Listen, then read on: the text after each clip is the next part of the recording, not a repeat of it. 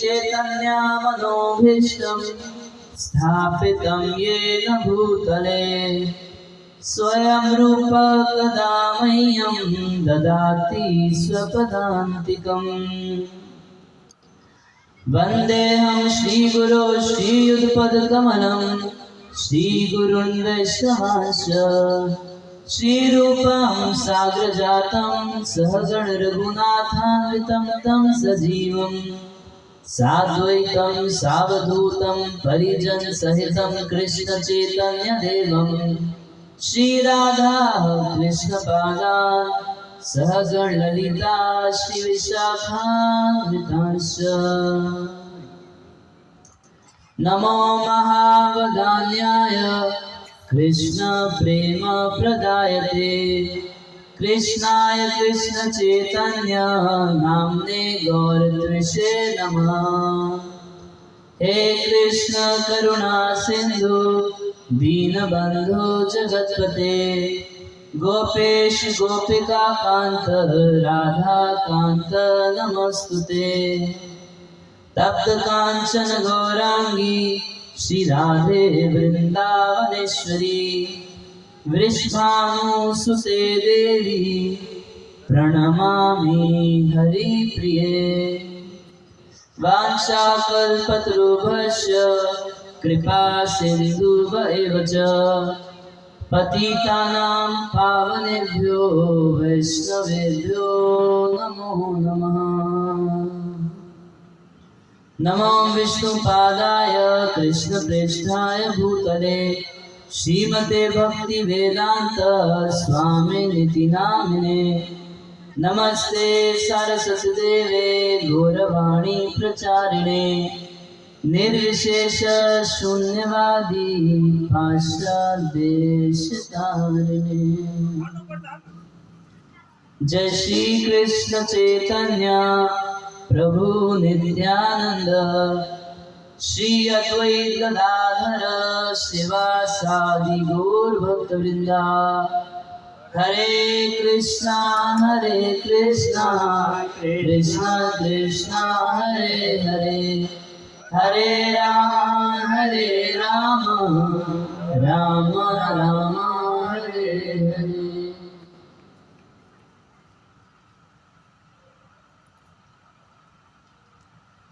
ओम नमो भगवते वासुदेवाय वासुदेवाय। ओम नमो भगवते वासुदेवाय। ओम नमो भगवते वासुदेवाय। ओम नमो भगवते वासुदेवाय। ओम नमो भगवते वासुदेवाय। मैं सब जोर से बोलेंगे हरे कृष्णा हरे कृष्णा हरे कृष्णा हरे कृष्णा कृष्णा कृष्णा कृष्णा कृष्णा हरे हरे हरे हरे हरे राम हरे राम हरे राम हरे राम राम राम राम राम हरे हरे हरे हरे। आप सबका स्वागत है यहाँ श्रीमद् भागवतम कथा में। तो कल हम लोग क्या सुने थे, कौन बताएंगे? हम भगवान के विभिन्न अवतारों के विषय में सुन रहे हैं। तो कल कितने अवतारों के बारे में सुने? 2 अवतार के बारे में सुने। कौन कौन से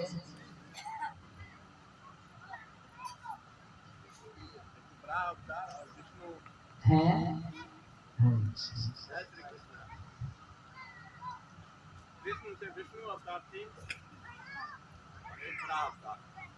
अच्छा ठीक है, तो थोड़ा सा मिक्स कर दिए, उचित है, ठीक है। तो सृष्टि विषय जो हम लोग सुने थे, तो सुने थे कि किस प्रकार भगवान श्री कृष्ण से महाविष्णु होते हैं और महाविष्णु के एक एक रोमकूप से ब्रह्मांड निकलते हैं और हर ब्रह्मांड तब तक कोई ब्रह्मांड में कुछ नहीं कर सकता जब तक उसमें भगवान प्रवेश नहीं करेंगे।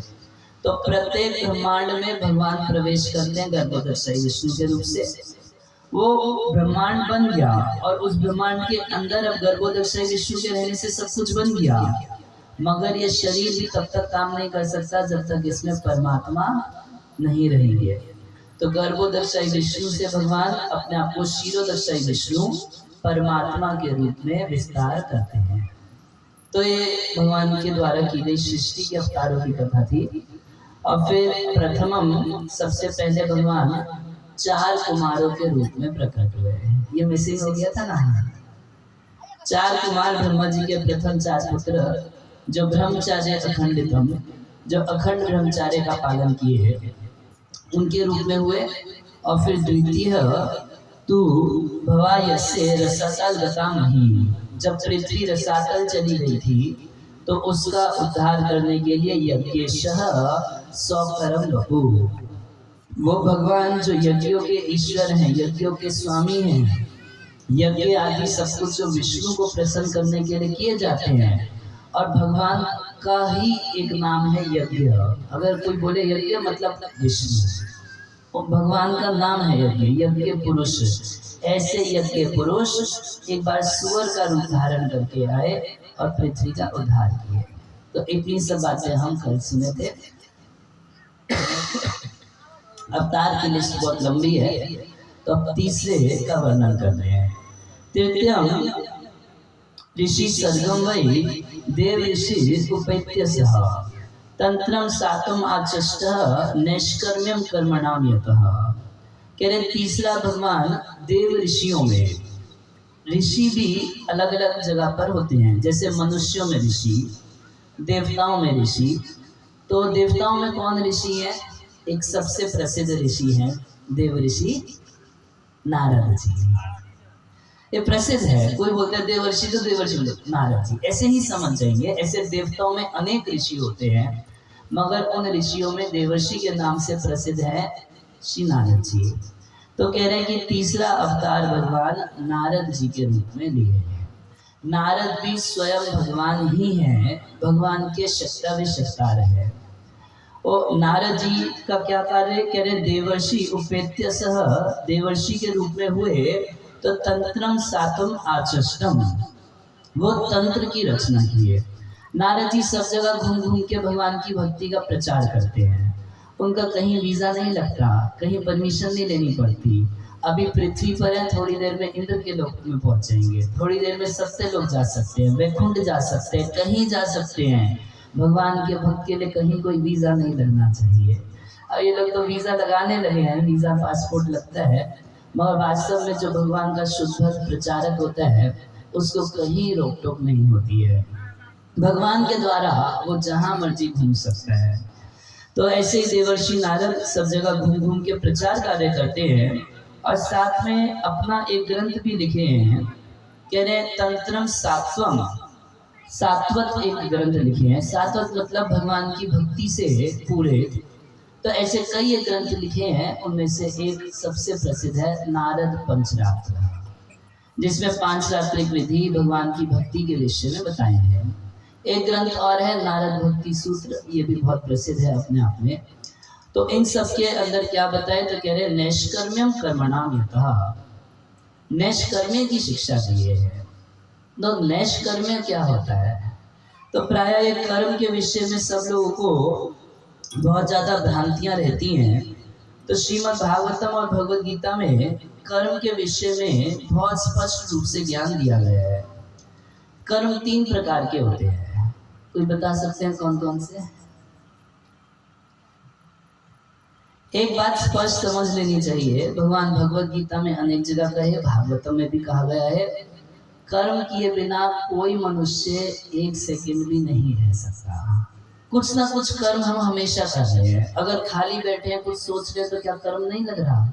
कर्म हो रहा है, मन से कर्म हो रहा है। कोई व्यक्ति सो रहा है, क्या सांस लेना बंद कर दिया? कर्म तो लग रहा है उसको। सो रहा है तब भी उससे कर्म हो रहा है, सोने का कर्म हो रहा है। जागा है तो भी उससे कर्म हो रहा है। खा रहा है ये भी एक कर्म है, पी रहा है ये भी एक कर्म है, बात कर रहा है ये भी एक कर्म है या नहीं है?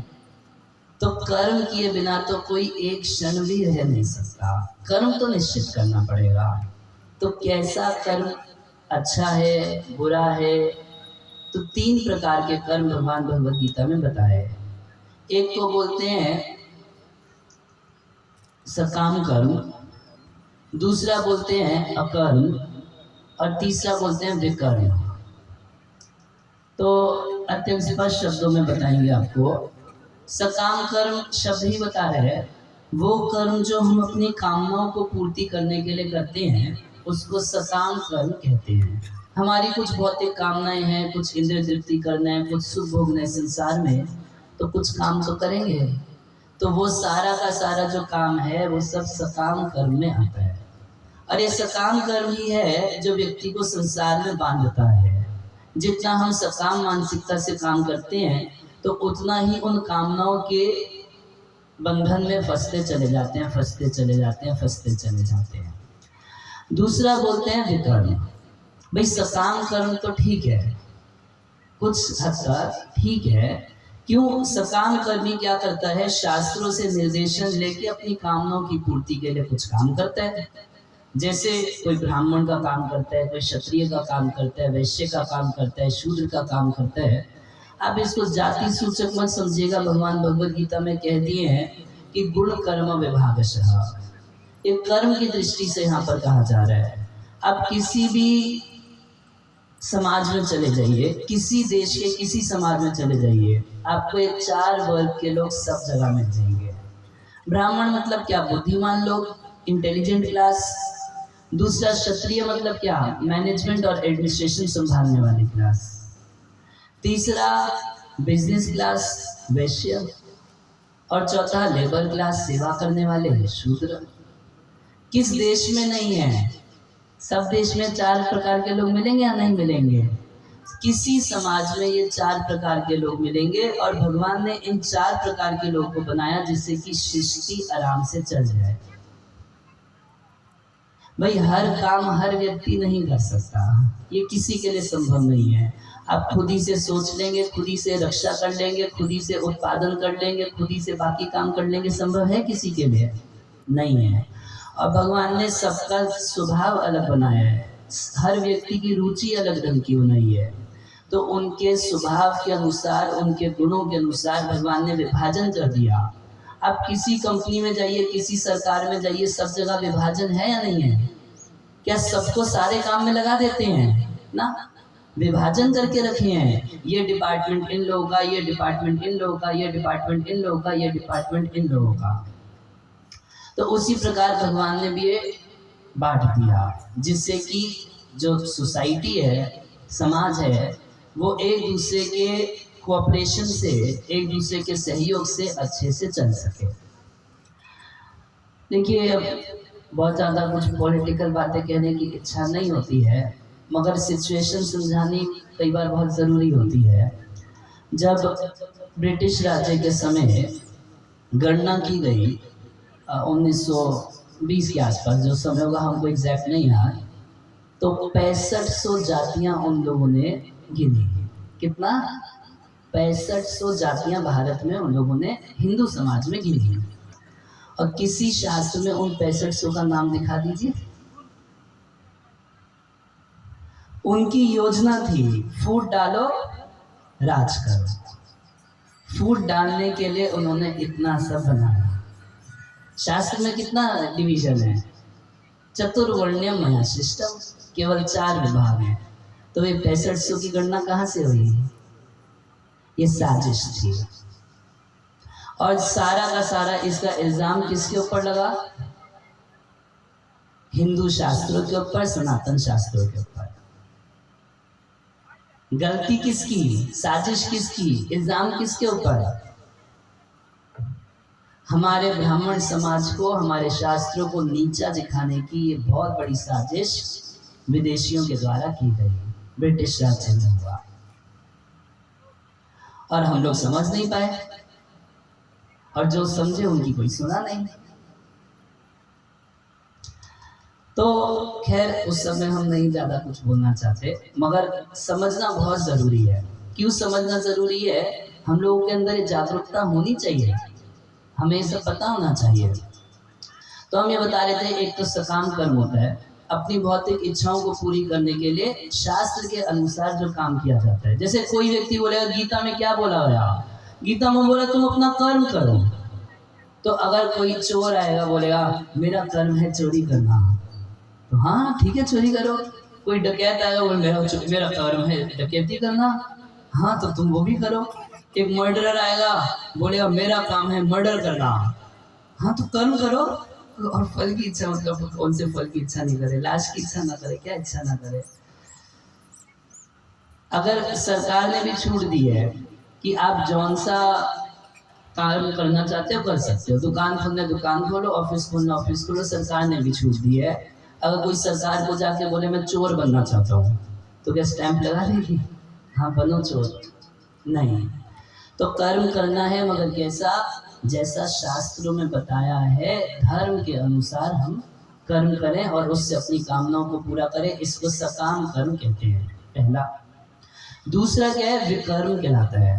विकर्म का मतलब क्या? शास्त्रों से विपरीत, शास्त्रों से हटके, जिसको शास्त्रों में मना किया है वो काम करना।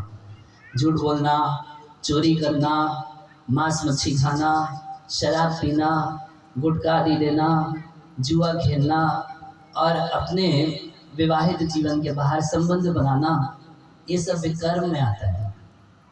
हम कर्म तो कर ही रहे हैं। मान लीजिए कोई व्यक्ति दुकान खोला है, दुकान पे जाके काम कर रहा है, तो कर्म तो कर रहा है, मगर सिर्फ उतना कर्म नहीं कर रहा। वो जो दिन रात गंदी गंदी गाली दे रहा है वो भी कर्म में गिना जा रहा है।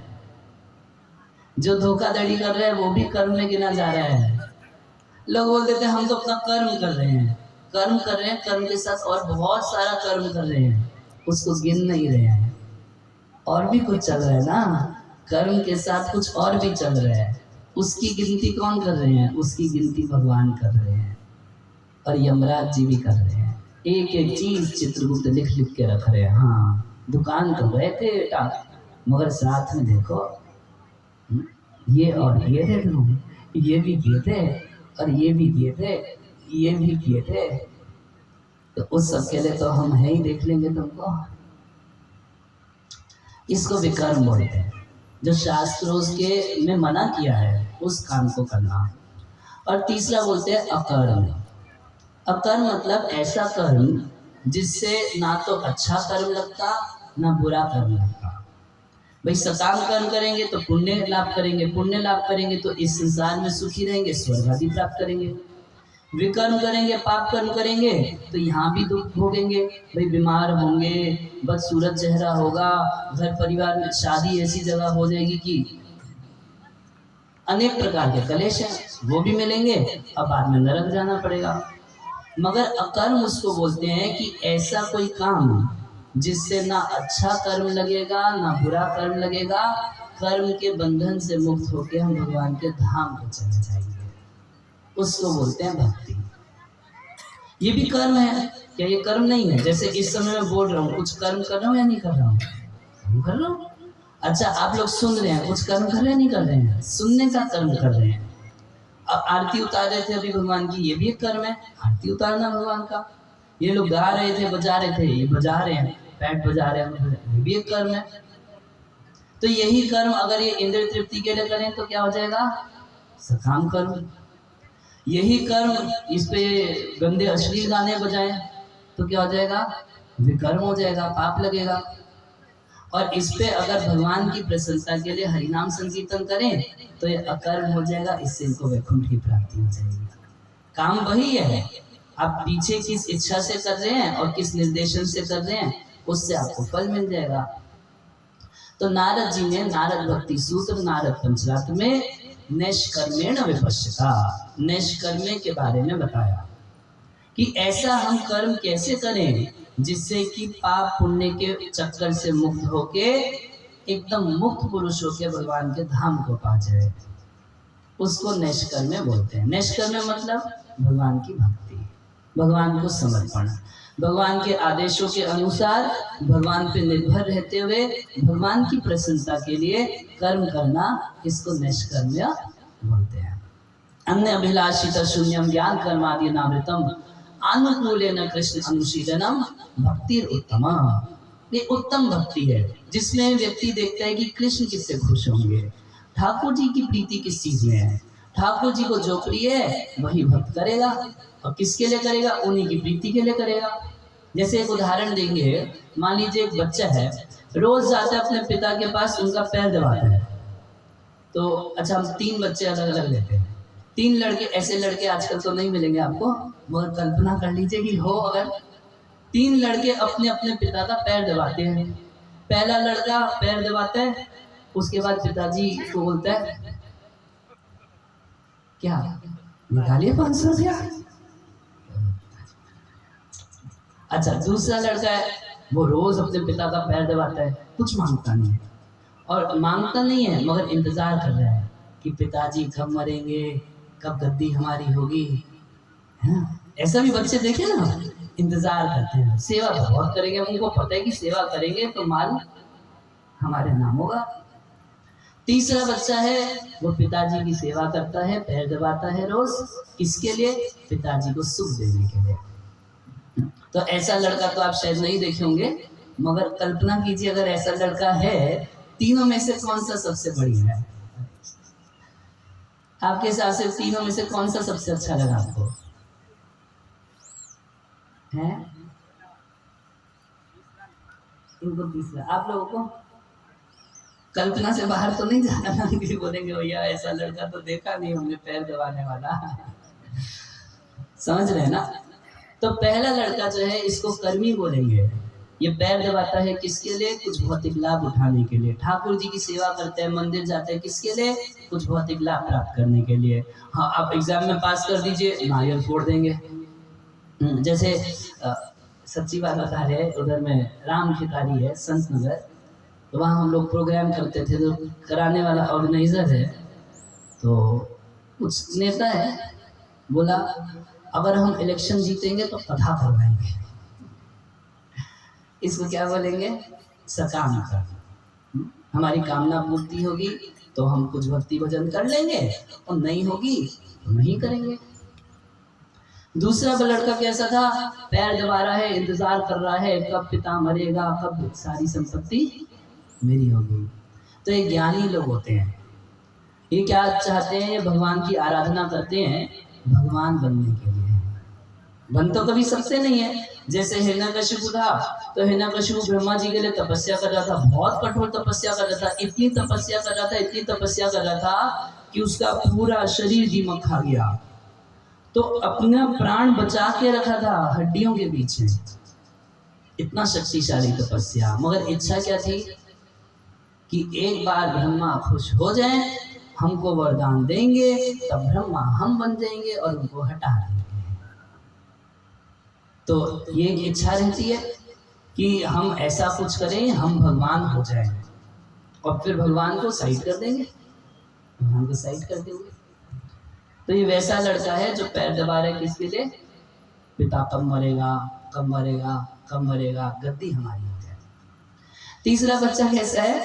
वो पिता का पैर दबाता है किसके लिए? पिता को सुखी करने के लिए। ये है भक्त, ये भगवान की सेवा करता है। क्यों?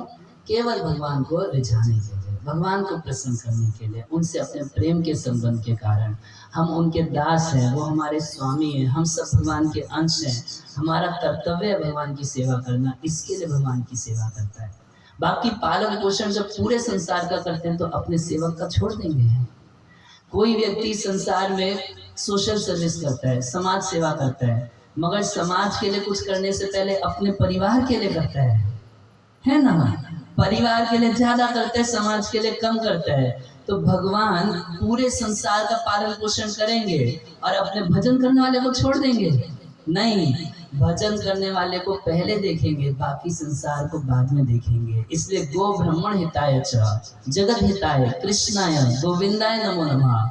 सबसे पहले गौ और ब्राह्मण का हित करते हैं, उसके बाद जगत हित है, उसके बाद जगत के हित के बारे में सोचते हैं। पहले जगत के हित के बारे में नहीं सोचते, पहले भक्त के हित के बारे में सोचते हैं, तब बाकी संसार की तरफ दृष्टिपात करते हैं।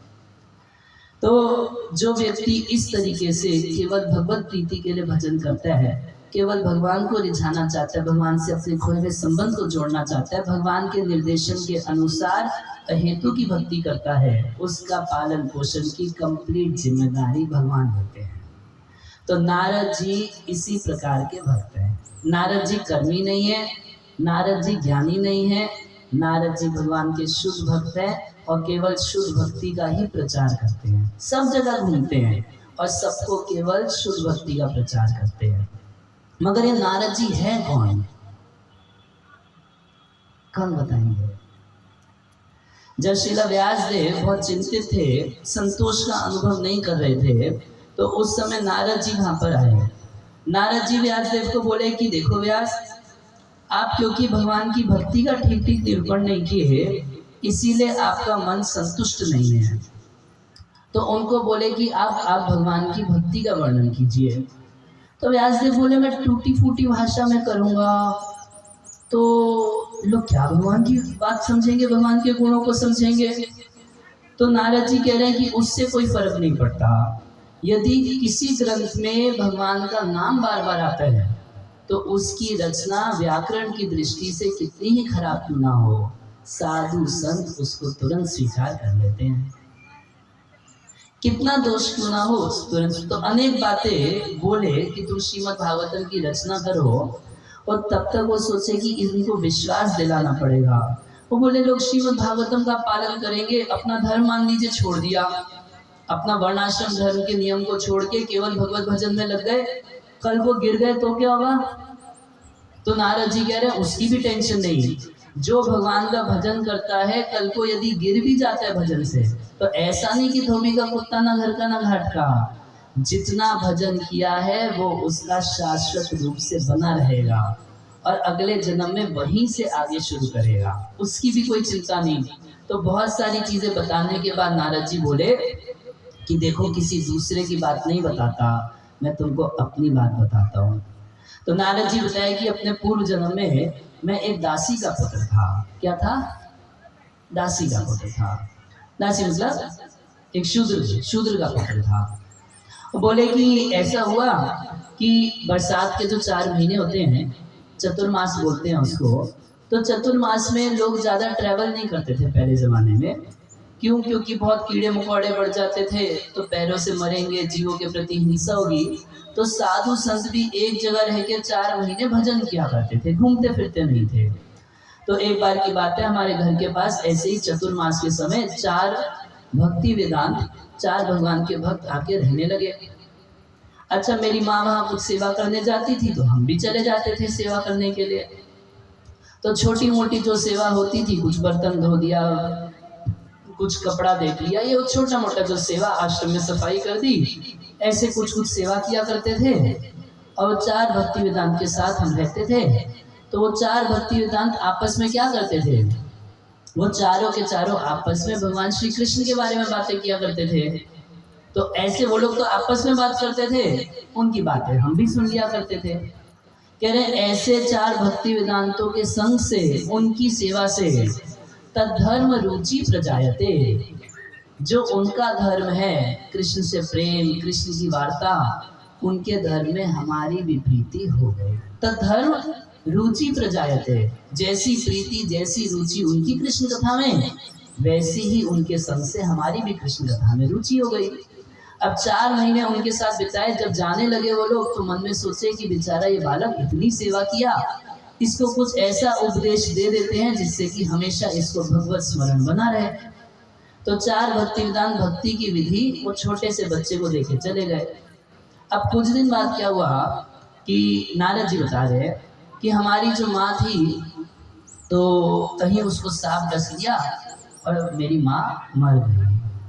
तो नारद जी कह रहे हैं कि मेरी माँ इधर मर गई, मैं उसको भी प्रभु की कृपा ही माना कि एक माँ मेरे को सोचती थी कि इसका पालन पोषण करने वाला मेरे अलावा कोई नहीं है, और मैं भी माँ के ऊपर बड़ा निर्भर रहता था। 4 भक्ति वेदांत बता तो गए थे, भक्ति कैसी करनी है, कर नहीं पा रहा था। तो जब माँ चली गई तो नारद जी भी अपने घर को छोड़ के जंगल की तरफ चल दिए, और जैसा वो 4 भक्ति वेदांत भजन की विधि बताए थे, ऐसे जप करना, ऐसे ध्यान करना, जैसा जैसा बताए वैसा वैसा नारद जी करने लगे। और उनके उपदेशों के प्रभाव से नारद जी को अपने हृदय में चतुर्भुज नारायण स्वरूप का निरंतर दर्शन होने लगा। इतना आनंद उस दर्शन का, इतना आनंद, नारद जी सदैव आनंद में रहने लगे। मगर एक दिन क्या हुआ कि सहसा अचानक वो जो रूप उनको दिख रहा था वो गायब हो गया, तिरोहित हो गया। अब एकदम छटपटा गए, कहाँ गया। तो कहीं दिखाई नहीं पड़ा। तो इधर उधर अब छटपटा रहे हैं, तब तक एक आकाशवाणी हुई कि हे नारद, तुम अभी कच्चे हो, तुमको इस जन्म में मेरा दोबारा दर्शन नहीं होगा। तो इस तरीके से आकाशवाणी हुई। तो नारद जी बता रहे कि मैं पूर्व जन्म में जब दासी का पुत्र था तो फिर अब भ्रमण किया करता था, सब जगह भगवान का नाम कीर्तन करते करते भ्रमण करता था। इंतजार किया कि कब ये प्रारब्ध शरीर खत्म होगा, और समय आया जब ब्रह्मा जी की रात्रि हुई, ये समय आ गया, शरीर छूटा। और अगले दिन जब ब्रह्मा जी का दिन हुआ तो ब्रह्मा जी के पुत्र के रूप में नारद जी उत्पन्न हुए। पहले नारद नाम नहीं था, पहले एक दासी के पुत्र थे। तो नारद जी व्यास देव को विश्वास दिला रहे हैं कि अरे श्रीमद् भागवतम इतना शक्तिशाली ग्रंथ है कि एक दासी के पुत्र, एक शूद्र पुत्र को, जिसको वेदों में अधिकार नहीं, जिसको कोई ज्ञान नहीं, एक छोटा सा बच्चा, वो उन 4 भक्ति वेदांत 4 भागवतों का संग करके उनके मुख से भागवत सुन के आज नारद बन गया। तो किसका कल्याण नहीं हो सकता श्रीमद् भागवतम से? अगर एक दासी पुत्र नारद जितना उच्च कोटि का संत बन सकता है, तो फिर कौन ऐसा है जो भागवत सुन के अपने उद्धार को नहीं प्राप्त कर सकता? तब व्यासदेव को विश्वास पड़ा और श्रीमद् भागवत का संकलन किया। तो नारद जी इस रूप से पहले दासी के पुत्र हुए और अगले जन्म में नारद जी के रूप से हुए। और इस संसार में एक बहुत बड़ी गलत धारणा है नारद जी के प्रति। लोग बोलते हैं कि नारद मतलब कोई होता है ना चुगलीखोर व्यक्ति, तो लोग सोचते हैं तू नारद है।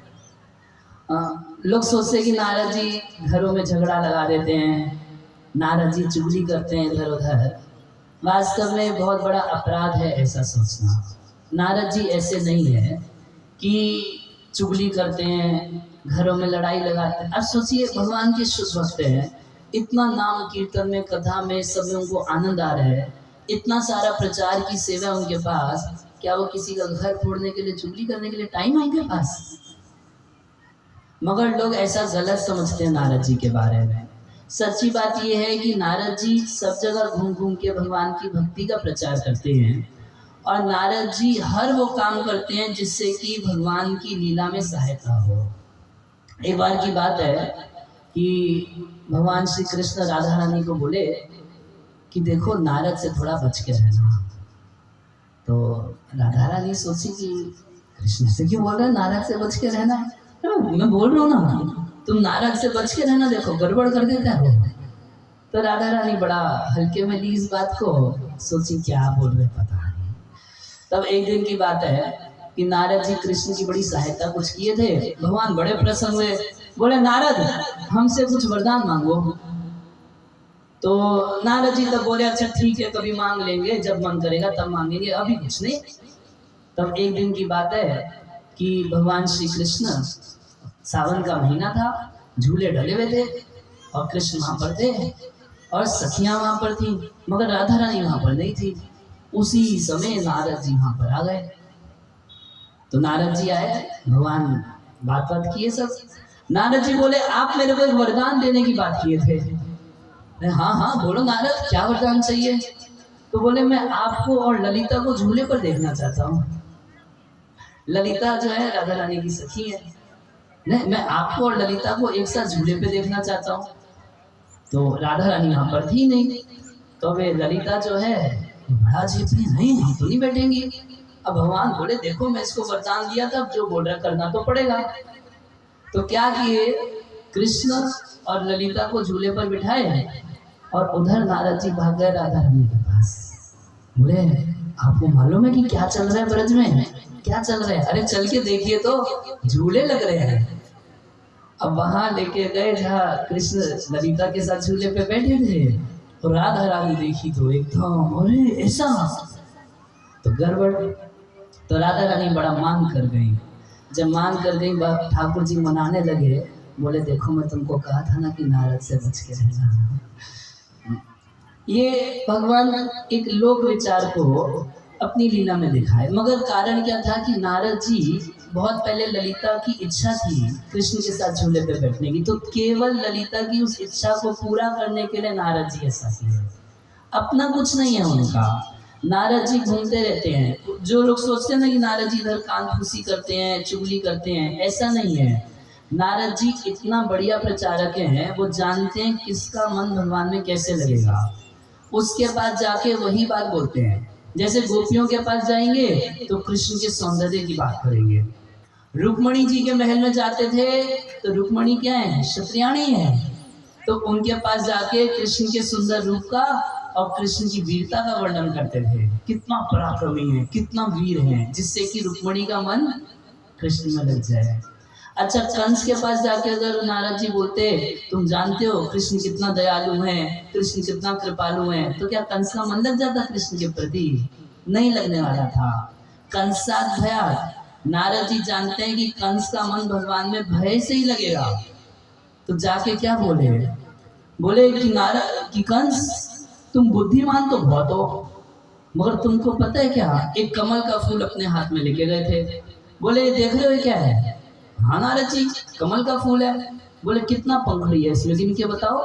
तो गिना, 1 2 3 4 5 6 7 8। अच्छा कितना है? 8। कहाँ से गिने? यहाँ से। बोले अच्छा यहाँ से गिनो। अब यहाँ से गिना, 1 2 3 4 5 6 7 8। बोले ऐसे 8? बोले अच्छा जो पहला था यहाँ से गिने तो पहला, और यहाँ से गिने तो 8वां। कुछ समझे कंस? तो क्या मतलब?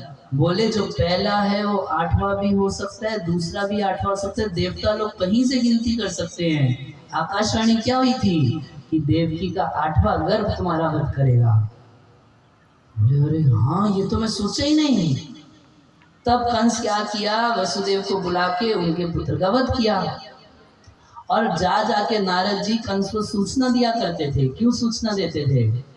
इसलिए सूचना देते थे कि उसके मन में कृष्ण के प्रति भय बढ़े। तो जितना भय बढ़ेगा उतना कृष्ण के बारे में सोचेगा, नहीं तो सोचेगा नहीं कृष्ण के बारे में। तो नारद जी जानते हैं कि कंस को ये बताने का फायदा नहीं कि भगवान कितने कृपालु हैं, कितने दयालु हैं, कितनी कृपा करते हैं, कितना भक्तों से प्रेम करते हैं, क्या उनका माधुर्य, क्या उनका, ये सब फायदा नहीं करेगा। जाके बताते थे कि भगवान कितना खतरनाक है। और आ गया है वो कृष्ण बलराम, आ गया है, उधर गोकुल में रहता है, ऐसे जा जाके बताते थे। और कंस को इतना भयभीत कर दिए थे नारद जी कि कभी कंस को छींक भी आती थी तो डर के मारे सोचता था कहीं विष्णु नाक में तो नहीं घुस गया।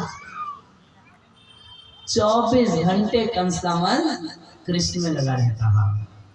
तो नारद जी चुगली नहीं करते हैं।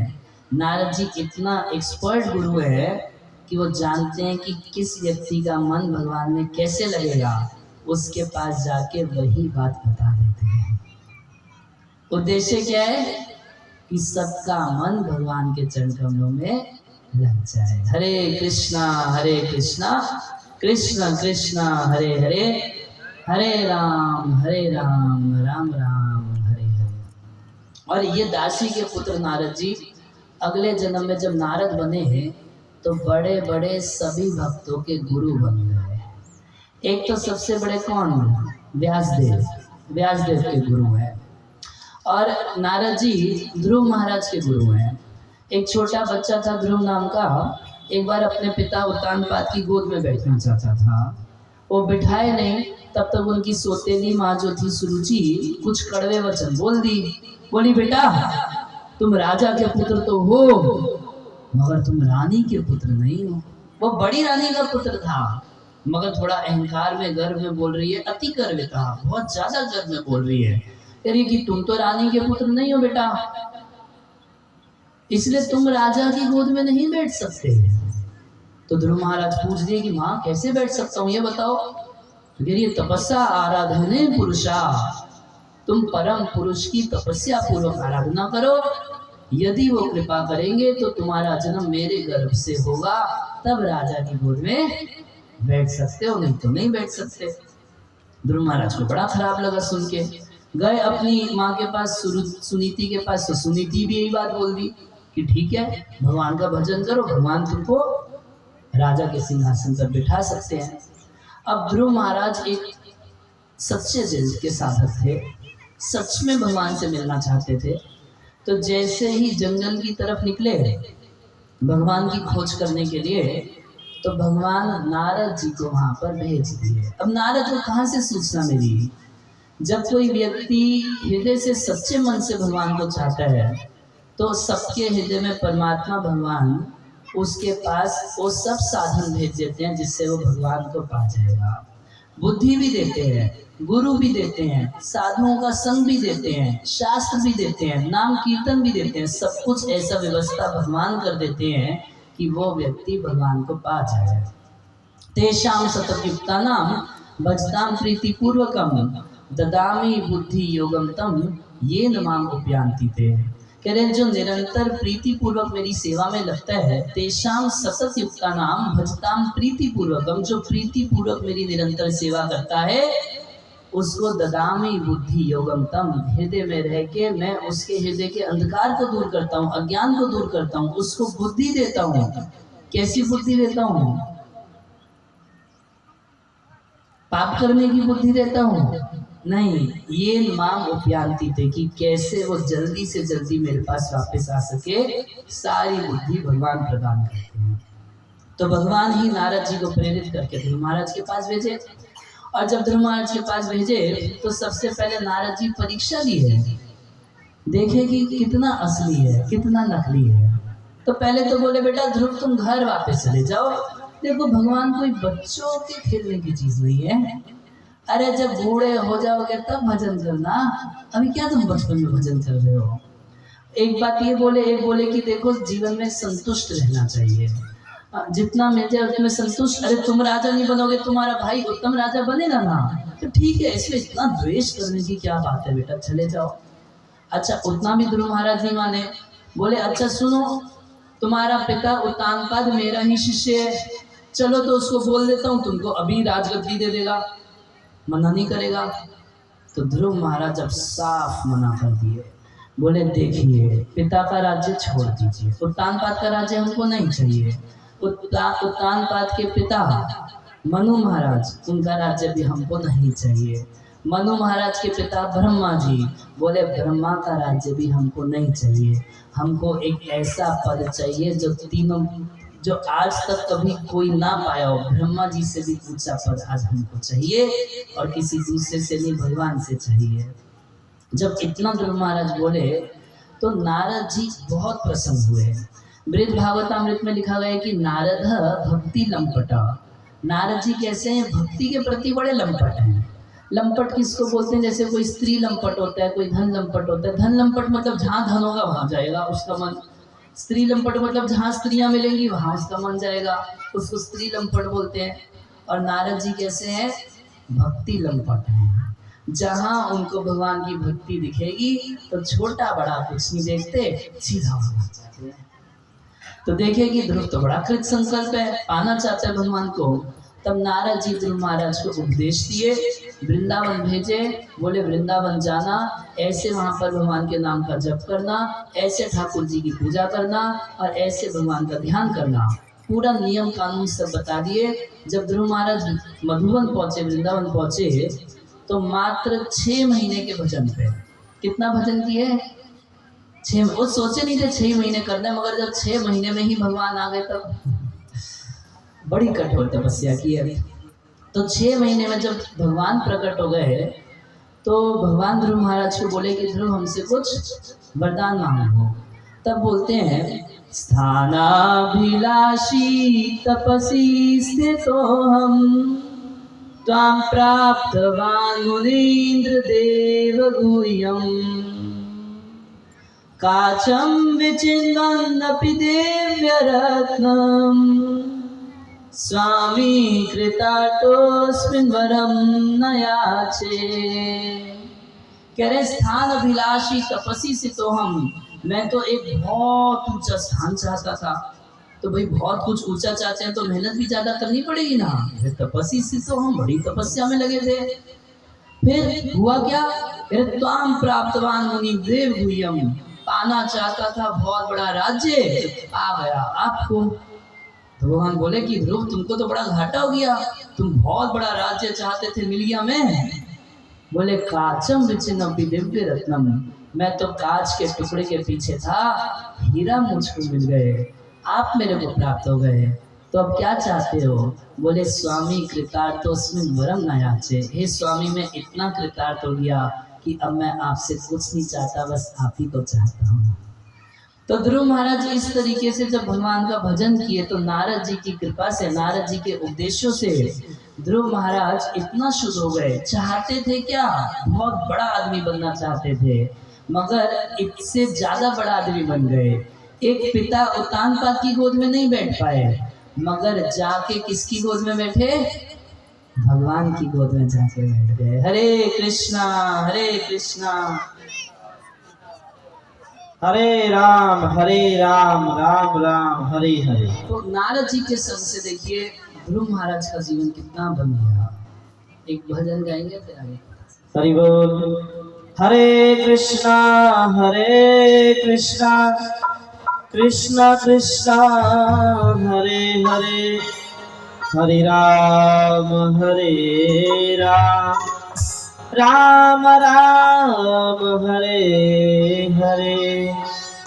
तो वास्तव में जो नारद जी हैं वो महान संत वैष्णव हैं। ऐसे बड़ी सुंदर सौभाग्य प्राप्त हुआ है हम सभी को। तो आइए भजन सुनते हैं। संतन के संग लाग रे तेरी अच्छी बनेगी, संतन के संग लाग रे तेरी अच्छी बनेगी, संतन के संग लाग रे तेरी अच्छी बनेगी, संतन के संग लाग रे तेरी अच्छी बनेगी, अच्छी बनेगी तेरी किस्मत जगेगी, अच्छी बनेगी तेरी किस्मत जगेगी, अच्छी बनेगी तेरी किस्मत जगेगी, अच्छी बनेगी तेरी किस्मत जगेगी। राम शरण अनुराग रे वो तेरी अच्छी बनेगी। राम शरण अनुराग रे तेरी अहो!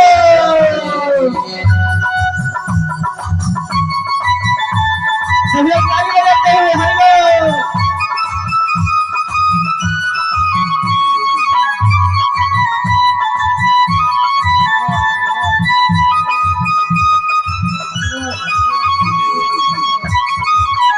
नाल का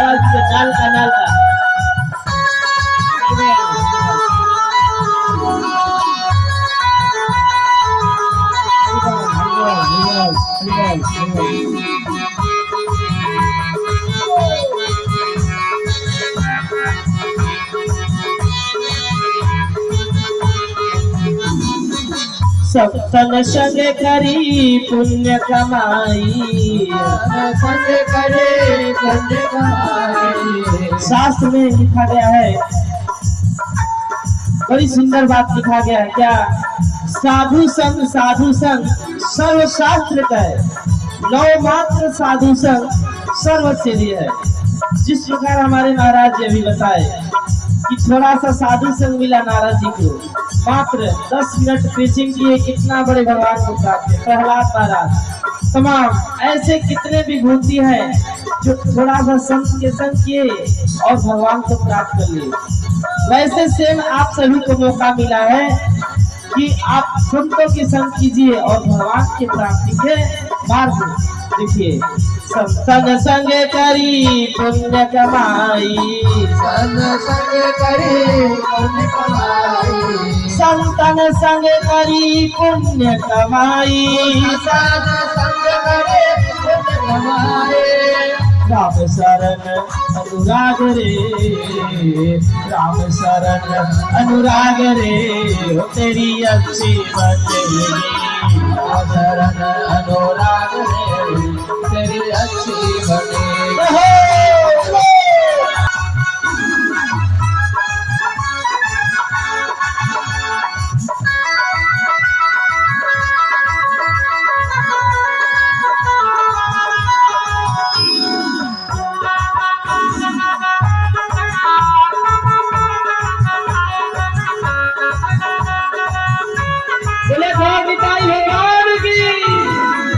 और रोजी की बन गई प्रहलादों की बन गई। गुरु जी और प्रहलाद की बन गई है। बारी किसकी है? हम लोग की बारी है। तो हम लोग भी सब लोग भगवान के नाम जपेंगे तो सबकी बन जाएगी। गुरु जी की बन गई, प्रहलादों की बन गई। गुरु जी की बन गई, प्रहलादों की बन गई।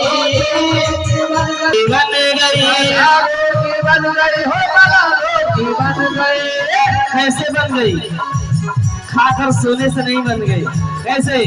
हरि सुमिरन में लाग रे, हरि सुमिरन में लाग रे, तेरी अच्छी बनेगी। हरि सुमिरन में लाग रे, तेरी अच्छी बनेगी। तेरी किस्मत जगेगी, अच्छी बनेगी तेरी किस्मत जगेगी। होय तेरो बड़ो भाग रे, तेरी अच्छी बनेगी। बड़ो भाग रे। सब लोग ताली से सेवा करते हुए हरि बोल। ताली बजाइए आप भाइये।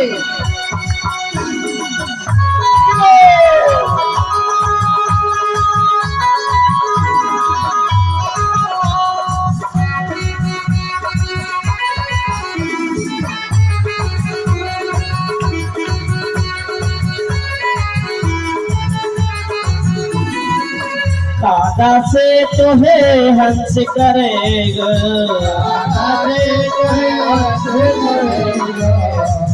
एक बार क्या हुआ, हंस के बच्चा कौवे के झुंड में जाके रहने लगा।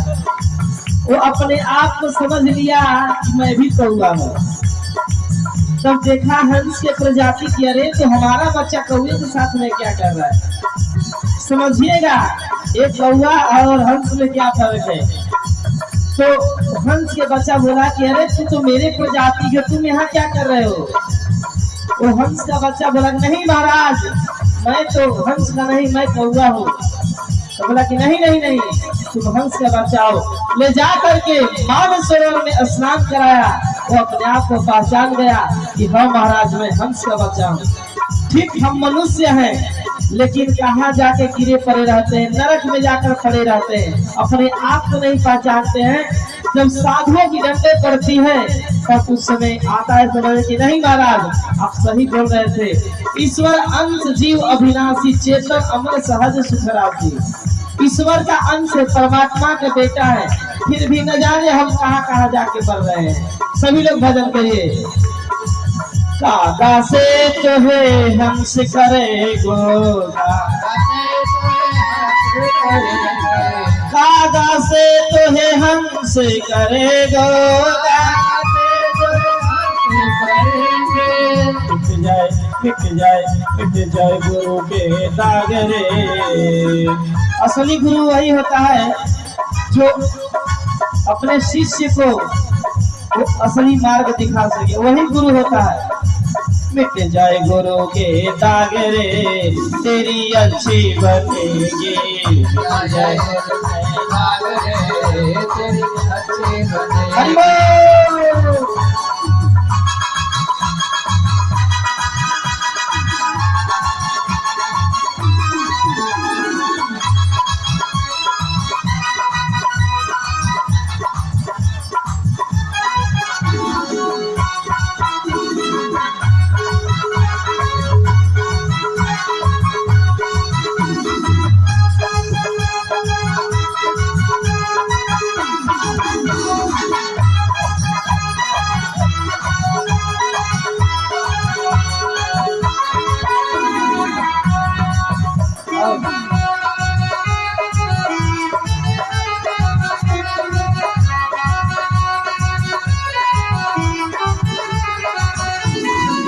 मोह निशा में बहुत दिन सोयो,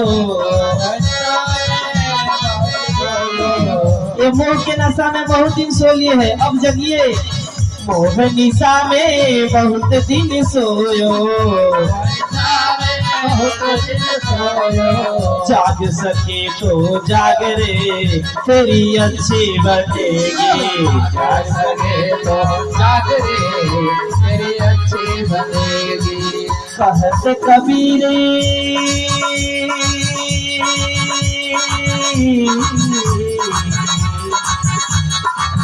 कबीरदास जो कि परम संत है, ऐसे कबीरदास बोले कि सत्य नाम भजो। सत्य नाम मतलब भगवान का नाम, राम नाम। सत्य क्या है? राम का नाम। क्या बोले हैं? कहत कबीर राम सुमिरन में, राम सुमिरन में, कहत कबीर राम सुमिरन में, राम सुमिरन में, कहत कबीर राम सुमिरन में। पाग सके तो पाग रे तेरी अच्छी बनेगी। पाग सके तो पाग रे तेरी अच्छी बनेगी। अच्छी बनेगी तेरी किस्मत जगेगी। अच्छी बनेगी तेरी किस्मत जगेगी। अच्छी बनेगी तेरी किस्मत जगेगी। अच्छी बनेगी तेरी किस्मत जगेगी।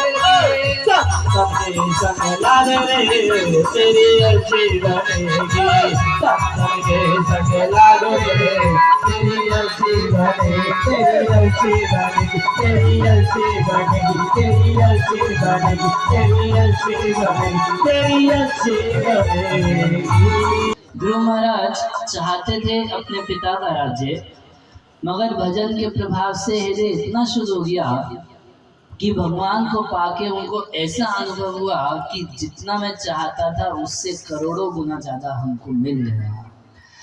भागवत के पंचम स्कंद में लिखा है, सत्यम विसत्यम अर्थितम अर्थितो निर्णाम नैवार्थ दो यद पुनर्र्थितयतः।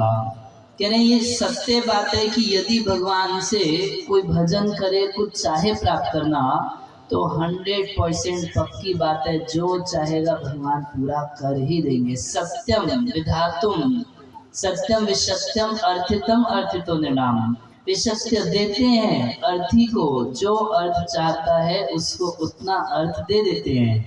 मगर नैवार्थ दो यत् पुनरर्थितयतः, मगर कभी कभी भगवान देखते हैं कि इसकी भिखमंगी तो बंदी नहीं हो रही।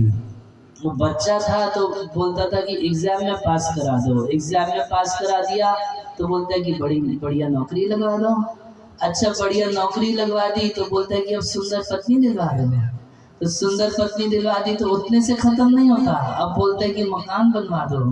मकान बनवा दिया तो बोलते हैं कि अब बाइक दिलवा दो, बाइक दिलवा दिया तो बोलते हैं कि गाड़ी दिलवा दो। भगवान देखते हैं कि ये तो दिलवा दो, इसकी भिखमंगी तो बंदी नहीं हो रही। तो नैवार्थ दो यत् पुनरर्थितयतः, देते हैं भगवान, मगर कभी कभी देते देते नहीं देते, नैवार्थ दो नहीं देते। तो क्या करते हैं? कह रहे स्वयं विधत्ते भजताम अनिच्छताम। वो तो भगवान के चरण कमलों को नहीं चाहता, वो भगवान से कुछ वस्तु चाहते हैं, मगर भजन करने वाले को अपनी गरज से, स्वयं विधातुम, अपनी गरज से भगवान कुछ दे देते हैं। क्या देते हैं? इच्छा पिधानम निज पाद पल्लवम। उन इच्छाओं की बोतल के ऊपर ढक्कन लगा देते हैं।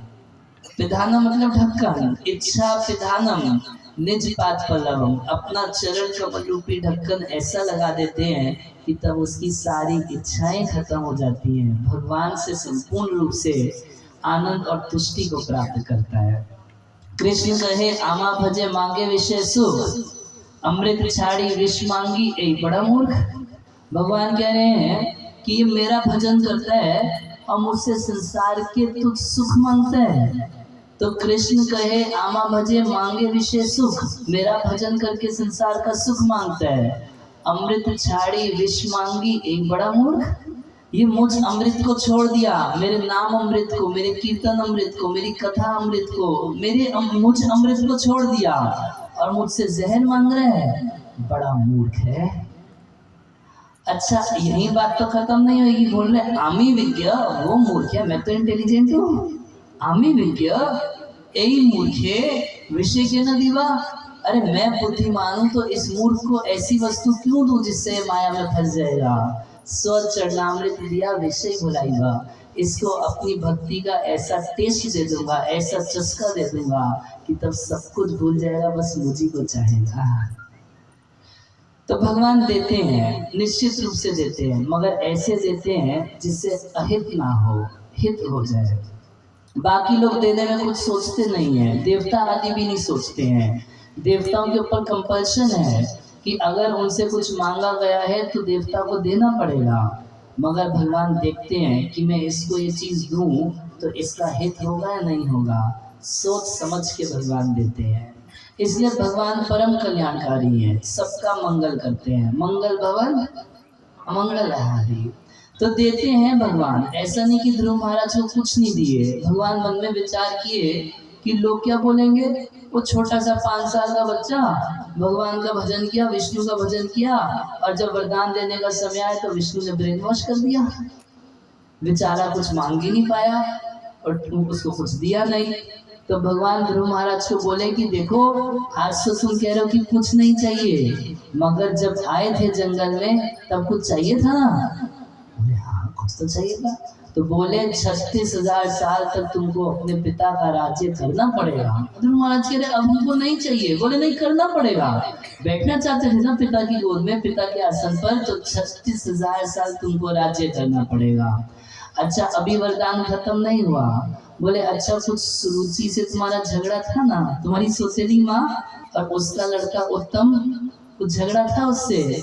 तो ध्रुव महाराज बोल रहे अब मेरा किसी से कोई झगड़ा नहीं है प्रभु, सारा झगड़ा खत्म हो चुका, इतना हृदय शुद्ध हो चुका था, किसी से कोई वैर नहीं। बोले नहीं नहीं, ऐसा नहीं चलेगा, था या नहीं था?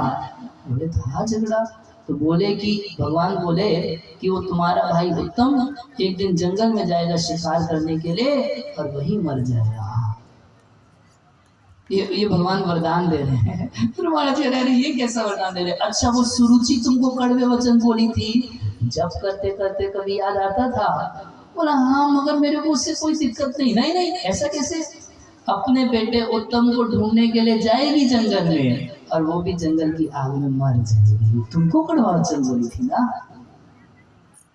ये वरदान दे रहे हैं। अच्छा, यहाँ वरदान खत्म नहीं हुए। बोले हे ध्रुव, तुम्हारी इंद्रियां कभी शिथिल नहीं पड़ेगी, ना कभी चश्मा लगेगा, ना कभी कान में मशीन लगाना पड़ेगा, ना कभी घुटने में दर्द होगा। इंद्रियां एकदम एक जैसी रहेंगी, बुढ़ापा नहीं होगा, इंद्रियों की शक्ति हमेशा बनी रहेगी। और बोले कि जितना धन संपत्ति मैं तुमको दूंगा वो तुम क्लब में नहीं उड़ाओगे, शराब में खराब नहीं होगा तुम्हारा पैसा इन व्यसनों को पूरा करने में नहीं जाएगा, तुम्हारा पैसा मेरी सेवा में लगेगा, सबके सुख विधान के लिए तुम्हारे पैसे का प्रयोग होगा। वरदान दिए। और यहाँ भी भगवान को पूरा नहीं पड़ा, दे रहे हैं, मगर भगवान को फीलिंग नहीं आ रहा कि मैंने कुछ दिया, बोले अभी भी कम दिया। तो क्या बोले? बोले कि ऊपर वो देखो ध्रुव लोक है, एक तारा हम लोग 12 महीने सबसे ज्यादा चमकता हुआ देखते हैं, जिसको ध्रुव तारा कहते हैं। तो बोले कि वो जो ध्रुव तारा है वो वैकुंठ का हिस्सा है, उसका रजिस्ट्री आज तक नहीं किया था, आज तुम्हारे नाम उसका रजिस्ट्री करता हूँ। तो वैकुंठ का हिस्सा है, प्रलय काल में भी उसका नाश नहीं होता, सप्तऋषि उसकी परिक्रमा लगाते रहते हैं। ऐसा ध्रुव लोक दे दिया भगवान ध्रुव महाराज को। इतना सब कुछ पा गए कैसे? और नारद जी उनको भक्ति सूत्र दिए थे कि कैसे भगवान की भक्ति की जाए। नारद जी देखिए 5 साल का बच्चा है, ये कर्म तो नहीं कर सकता। 5 साल के छोटे बच्चे को कभी कभी देखा जाता है कि 12, 13, 15 का लड़का हो जाता है, उसका जन्म किया जाता है, होता है ना, जन्म संस्कार होता है। तो बेचारे लड़के को इतनी अक्ल नहीं होती कि कब बैठना है, एक स्थिर मन से बैठने। बेचारे को 3, 4 दिन 10 दिन डांट पड़ती रहती है, ऐसा करो वैसा करो, तुम कितना शैतान हो, है ना। सोचिए बड़े लड़के को इतना डांट पड़ के किसी तरह उसका जन्म संस्कार कराया जाता है, 5 साल के बच्चे को कैसे लगा दे कर्म में? वो तो कर नहीं पाएगा। छोटा 5 साल का बच्चा अगर उसको ज्ञान के अनुशीलन में लगा देते तो कर पाता? वो उसको भी नहीं कर पाता। तो नारद जी ये देख लिए कि इसके लिए सबसे बढ़िया क्या है, इसको डायरेक्ट भगवान की सेवा में लगा दो, भगवान के भजन में लगा दो और भगवान से सब कुछ पा जाएगा। तो केवल बाकी ही चीज नहीं पाया, भगवान को भी पा गए थे महाराज। ऐसे ही एक बार की बात है, राजा थे चित्रकेतु नाम के, तो चित्रकेतु महाराज को कोई भी पुत्र नहीं होके दे रहा था, कोई संतान नहीं होके दे रही थी। तो विवाह किए, 1 विवाह किए, 2 विवाह किए, 3 विवाह किए, 4 विवाह किए, 5 विवाह किए, 100 किए, 200 किए, 5। अब धीरे धीरे एक साथ ज़्यादा करने लगे, कर करके 10 लाख विवाह किए। कितना? 10 लाख विवाह किए। मगर 10 लाख के 10 लाख स्त्रियों में दोष ना होते हुए भी इनको पुत्र नहीं हुआ, तो बड़ा दुखी रहते थे। एक दिन अंगिरा मुनि इनके घर पर पहुंचे तो चित्रकेतु महाराज से हालचाल पूछने लगे। तो हे राजन, आप ठीक है? आपके मंत्री ठीक है? आपका कोष ठीक है? आप उनसे पूछते कुत्तू की है पूछ दिए, बाल बच्चे ठीक हैं? अब तो फूट के रोना चालू। बोले यही तो सारा दुख है, हमको बच्चे नहीं है। तो पीछे पड़ गए कि हमको संतान हो। तो अंगिरा मुनि आशीर्वाद दिए। उनके आशीर्वाद से चित्रकेतु महाराज को एक पुत्र हुआ। मगर पुत्र होने से पहले ही अंगिरा मुनि ही उस पुत्र का नाम रख दिए। क्या नाम रख दिए? हर्ष शोक। नाम बड़ा पटा। क्यों ऐसा नाम रखे? बोले क्योंकि इस बेटे से तुमको हर्ष भी होगा और तुमको शोक भी होगा। तो उस समय तो चित्रकेतु महाराज सोचे कि बेटा होगा तो बड़ा हर्ष होगा, अब बाकी बेटों जैसा सुनेगा नहीं पिता की तो थोड़ा सा शोक होगा, चल जाएगा, क्या दिक्कत है। वो तो ज्यादा नहीं सोचे थे। तो हुआ क्या, जब कृतद्युति जो उनकी सबसे बड़ी रानी थी, उसको जब पुत्र हुआ उसका नाम हो गया हर्षशोक। अब चित्रकेतु महाराज को इतना मुश्किल से संतान मिली थी तो सारा प्रेम उस बच्चे पे और बच्चे को जन्म देने वाली उस माँ के ऊपर प्रेम। और बाकी सारी रानियों को 9,99,999 रानियों को अब एकदम निगलेक्ट करने लगे। पूछते नहीं, बात नहीं करते, हालचाल नहीं पूछते। उन लोगों को बड़ा खराब लगा। बोले घर की नौकरानी से ज्यादा हालत खराब हम रानियों की है। तो आपस में ऐसी मीटिंग की कि ऐसा करती हैं कि सारे दुख का कारण वो लड़का है।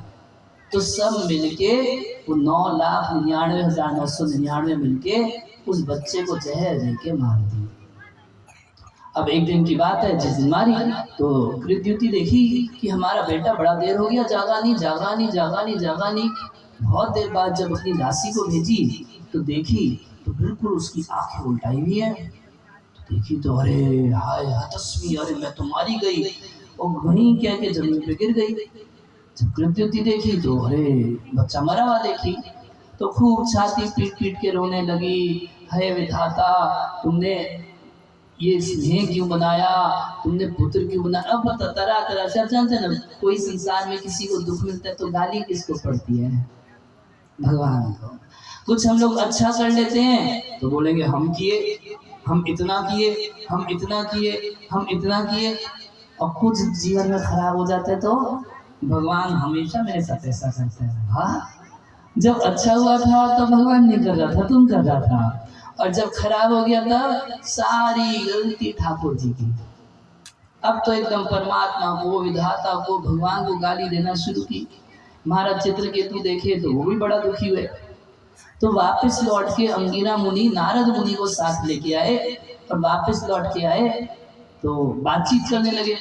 बोले हे चित्रकेतु, जैसे ये पुत्र दुख देता है वैसे राज्य भी दुख देने के लिए ही बनाया है, कोष भी दुख देने के लिए बनाया है, मंत्री भी दुख देने के लिए बनाया है, पत्नियां भी दुख देने के लिए बनाया है, महल भी दुख देने के लिए बनाया है। अरे बाकी सब छोड़ो, ये शरीर ही दुख देने के लिए बनाया है। तरह से बड़ा आत्मा का ज्ञान दिए तो बहुत ज्ञान दिए। चित्रकेतु महाराज को कुछ समझ में तो आया, मगर नारद जी देख लिए कि पूरा इनको तब तक ज्ञान नहीं हो सकता जब तक ये भगवान नाम का जप नहीं करेंगे। तो अभी अंगिरा मुनि प्रवचन कर ही रहे थे, तब तक नारद जी बीच में रोक दिए। भले ऐसे इतना समझाते रहोगे, दिन रात समझाओगे, खूब कथा कहोगे, 3-3 घंटे कहोगे, 7 जन्म कहोगे, 20 जन्म कहोगे, ज्ञान इसको नहीं होगा जब तक ये भगवान नाम का जप नहीं करेगा। तो नारद जी बड़ी कृपा करके चित्रकेतु महाराज को एक मंत्र दिए। बोले मात्र 7 दिन इसका जप करने से तुमको भगवान संकर्षण का दर्शन हो जाएगा। तो ज्ञान को टिकाने का साधन है, ज्ञान प्राप्त करने का साधन है भगवान नाम का जप करना। हरे कृष्णा कृष्णा कृष्णा हरे हरे, हरे राम राम राम हरे हरे। संसार के लोग नहीं जानते इस बात को, मगर नारद मुनि अच्छे से जानते हैं। लोग नहीं जानते, लोगों को बड़ा भ्रम है इस मामले में। वो सोचते हैं हमें सुन सुन के ज्ञान हो जाएगा, पढ़ पढ़ के ज्ञान हो जाएगा, देख देख के ज्ञान हो जाएगा। कितने लोग तो ऐसे होते हैं, अगर उनको बोलो तुम भगवान का भजन करो, कोई बच्चा बोल दे अगर किसी बूढ़े को, तो जानते क्या जवाब देता है, ये बाल में धूप में नहीं पकाया हूँ, तू बताएगा।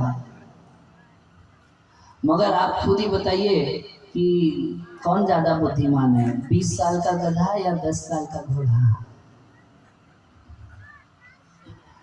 हम लोग संसार में अनुभव तो प्राप्त किए, मगर अज्ञान में फंसे फंसे अज्ञान के ही माध्यम से अनुभव प्राप्त किए। हमारे अनुभवों का जो आधार है वो हमारा अज्ञान है, तो फिर ऐसे अनुभव हमको कहाँ लेके जाएंगे। यदि ज्ञान के आधार पर हम अनुभव खड़े किए हैं तब तो अनुभव का बहुत वैल्यू है, मगर ज्ञान ठीक से लिए नहीं, आत्मा का ज्ञान नहीं, परमात्मा का ज्ञान नहीं, गीता का ज्ञान नहीं, अनुभव बहुत हो गया, तो उससे आप कंपनी तो चला लेंगे मगर आप ये नहीं चला पाएंगे, हृदय नहीं चला पाएंगे, आप अपने को नहीं चला पाएंगे। कंपनी चल जाएगी, आप फेल कर जाएंगे। तो ज्ञान का आधार होना चाहिए, अनुभव का आधार होना चाहिए। बिना आधार के मान लीजिए कोई बिल्डिंग खड़ी की जाए जिसकी नींव ही नहीं है, तो उस बिल्डिंग का क्या होने वाला है। तो अनुभव का वैल्यू है, मगर यदि ज्ञान के आधार पर हो। तो नारद जी ये बात अच्छे से जानते हैं कि बिना भगवान नाम के जप किए किसी को ज्ञान नहीं हो सकता, किसी का संसार बंधन नहीं कर सकता। गोस्वामी तुलसीदास जी कहते हैं कि कुछ ज्ञान प्राप्त करने से ये जो गांठ है, हमें हृदय में गांठ पड़ गई है, बहुत कस के बढ़िया गांठ पड़ी है, ये गांठ ज्ञान से ढीली तो पड़ जाती है मगर ज्ञान से खुलती नहीं है। खुलेगी कैसे? खुलेगी केवल और केवल हरि भजन करने से खुलेगी, नहीं तो ढीली पड़ जाएगी। आपको ज्ञान तो हो गया, कुछ फिलॉसफी समझ गए, क्या संसार में फंसाने वाला है, क्या रखने वाला है, बात समझ गए। भारत में आप किसी से पूछिए, साधु की शक्ल देख के बोल देगा, आप पूछिए आपका क्या परिचय है, बोल देगा हम शरीर नहीं आत्मा है। इतना तो कोई व्यक्ति बोल देगा भारत में, मगर क्या आत्मा के स्तर पर काम कर रहे हैं? काम तो दिन रात शरीर के लिए कर रहे हैं, चिंतन तो दिन रात शरीर का है, मतलब कि उस ज्ञान में कुछ कमी है। तो गांठ तो ढीली पड़ सकती है मगर खुलेगी केवल हरिभजन से। ये बात सब लोग नहीं समझते, नारद जी समझते हैं। इसलिए नारद जी चित्रकेतु महाराज को मंत्र दिए, भगवान नाम का मंत्र दिए, और 7 दिन उस मंत्र के जप करने से चित्रकेतु महाराज को भगवान संकर्षण का, बलराम जी का दर्शन प्राप्त हुआ और फिर वो कभी अज्ञान में नहीं पड़े। तो नारद जी कितनों के गुरु हैं? अगर लिस्ट बनाएंगे, ध्रुव महाराज के, प्रहलाद महाराज के। प्रहलाद महाराज को कहाँ ज्ञान दिए? जब प्रहलाद महाराज अपनी माँ के गर्भ में थे तभी उनको सारा ज्ञान दे दिया। वो तो अपनी माँ के गर्भ में थे, कुछ जानते नहीं और कुछ सेवा नहीं किए, कभी नारद मुनि का दर्शन नहीं किए। जैसे हम सुने कि बहुत सारे लोग ऐसे हैं जो हॉर्न पे कथा सुन लेते हैं, सब जगह होता है, हॉर्न पे कथा सुन लेते हैं, तो ना तो दर्शन कर रहे, ना देख रहे, ना कुछ कर रहे, मगर ध्वनि कान में जा रही है। ये श्रीमद् भागवतम की ध्वनि इतनी शक्तिशाली है कि प्रहलाद महाराज नारद जी को देखे नहीं, वचन रचनम एकम, केवल नारद जी के वचनों को ही कान से सुने थे, उसी से उनका मन भगवान के चरणों में एक निश्चय हो गया। हरे कृष्णा कृष्णा कृष्णा हरे हरे, हरे राम राम राम हरे हरे। ऐसे एक राजा हुए थे जिनका नाम था प्राचीन वशिष्ठ। भागवत के 4थे स्कंद में कथा आती है। ये यज्ञ बहुत किया करते थे, पशु बलि वाले जो यज्ञ होते थे, इतना यज्ञ करते थे। आप जानते होंगे यज्ञ जब किया जाता है तो कुशा घास का प्रयोग किया जाता है और उसको प्राची दिशा की तरफ उसको लगाया जाता है और उस पर आसन बनाया जाता है। तो और कुश घास का क्या गुण है कि आप जहां उसको छोड़ देंगे वहीं उग जाएगी, अगर आप कहीं छोड़ दिए वहां उग जाती है। तो महाराज प्राचीन वशिष्ठ इतना यज्ञ किए कि पूरी पृथ्वी पर कुशा घास आ गई, मतलब चप्पे पर जा के यज्ञ किए, इतना यज्ञों में उनकी आसक्ति थी। पशु यज्ञ किया करते थे।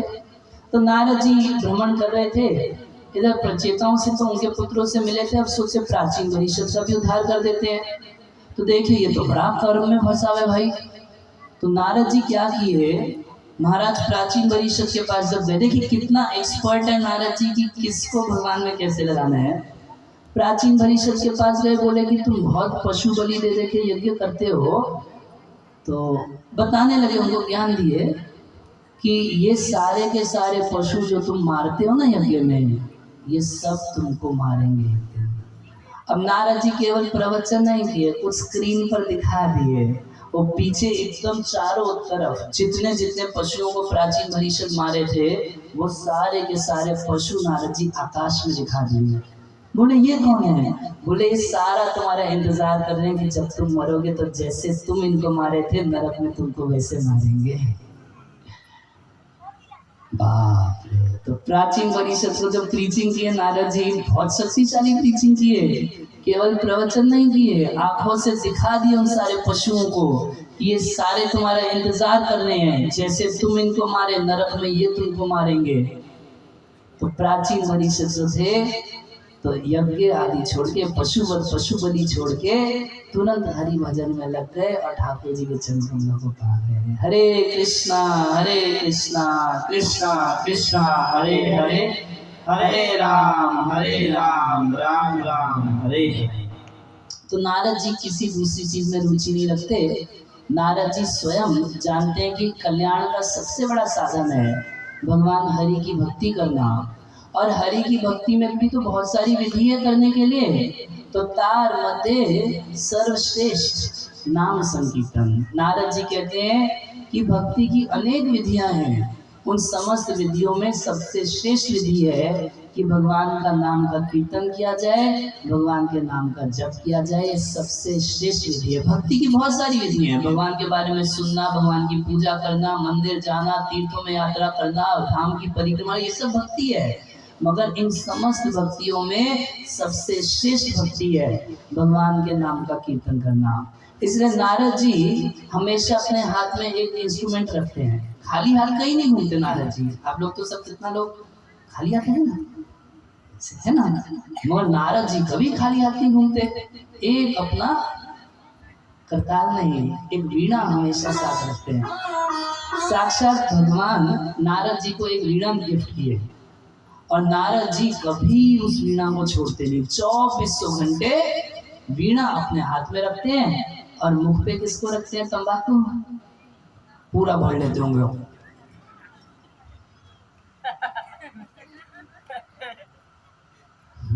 नहीं, नारद जी मुख को खाली रखते हैं। खाली रख के उसमें क्या करते हैं? उसमें हमेशा भगवान का नाम गाते रहते हैं। नारद मुनि बजाए वीणा राधिका रमण नामे, वीणा बजाते रहते हैं और मुख से हमेशा राधा रमण हमेशा राधा रमण सीताराम नारायण नारायण प्रभु के नामों का उच्चारण करते रहते हैं। हरे कृष्णा कृष्णा कृष्णा हरे हरे, हरे राम राम राम हरे हरे। नारद मुनि बजाए वीणा राधिका रमण नामे। सब लोग ताली बजाते हुए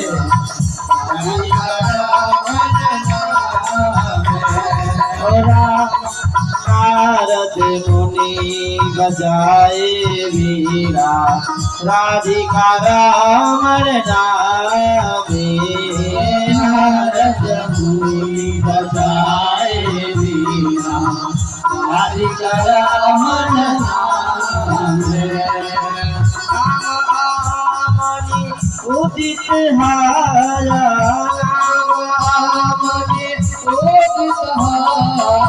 राम आमनि उदित हाया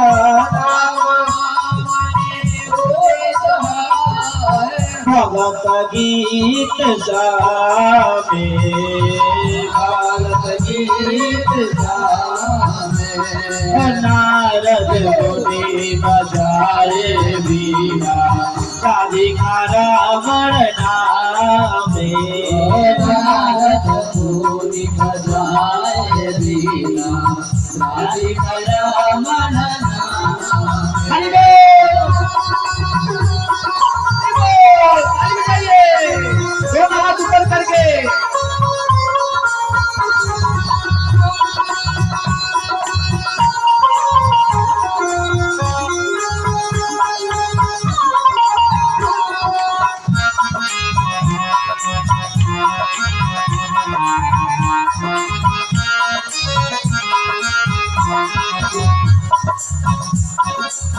अमीय धारा हरि से धान अमीय धारा हरि से धान अमीय धारा हरि से धान धारा हरि से धान श्रवण युगल गिया श्रवण युगलिया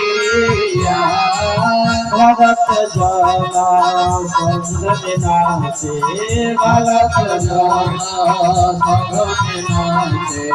हरिया आपन हिया हरिया आपन हिया नारद मुनि बजाए बीना राधिका रामन नामे नारद मुनि बजाए वीणा राधिका रामन नामे माधुरी पूरा आसब पासी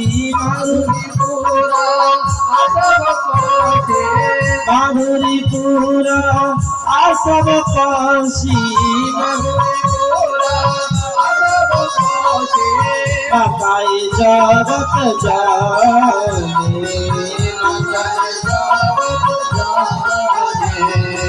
के हवा कांदे की हवा नाचे के हवा के हवा कांदे के हवा नाचे के हवा के हवा ने माने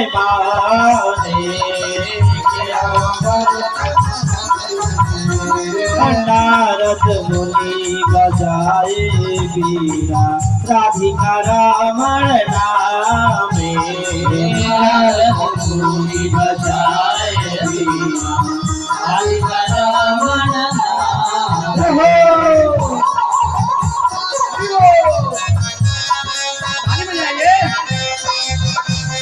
मौका मत छोड़िए हाथ से बजाने दीजिए हम लोग भी बजा सकते हैं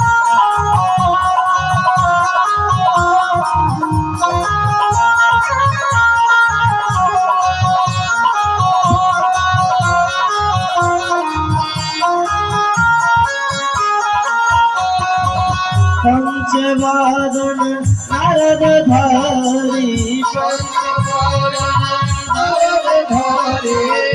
पंचवादन नारद धारी मेरे साधन रोला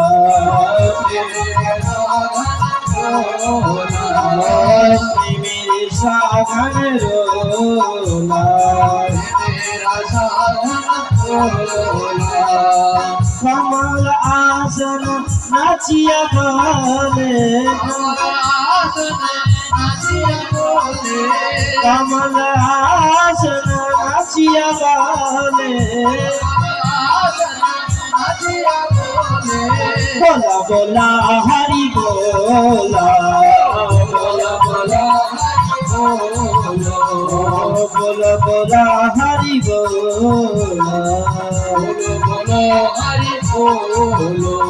नारद मुनि बजाए बीना राधिका रामन नामे नारद मुनि बजाए वीणा राधिका रामन नामे सहस्रस्नान परम सुखे सहस्रस्नान परम सुखे हरि हरि बलि गाए हरि हरि हरि हरि बलि गाए नाम प्रभावे मति नवी नाम प्रभावे मति नवी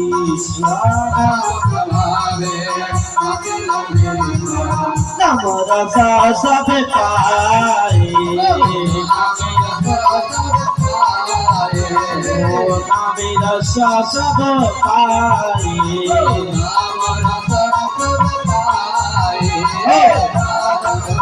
रस पाए नारद मुनि बजाए वीणा राधिका रमण नामे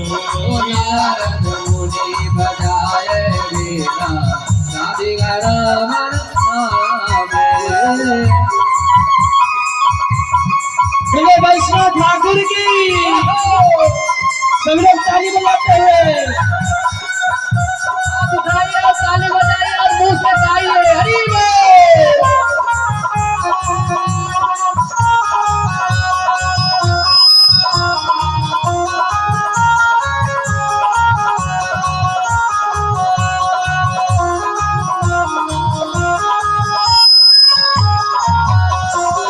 श्री कृष्ण नाम रसन आसुरी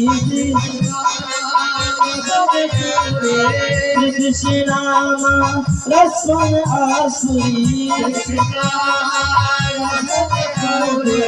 पुराला अमर आशा पुराला अमर आशा श्री कृष्ण नाम रसन आसुरी पुराला अमर आशा रूप पदे अजरिया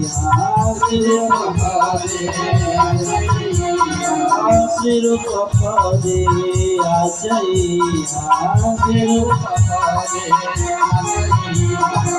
भक्ति विनोद दास भक्ति विनोद दास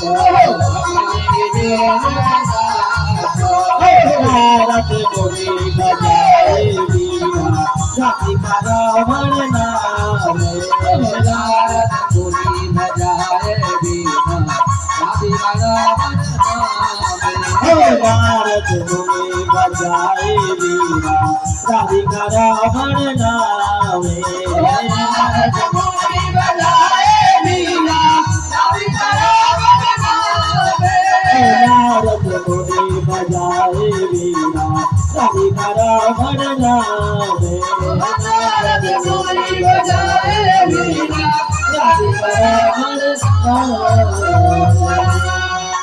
बोले वैष्णव ठाकुर की।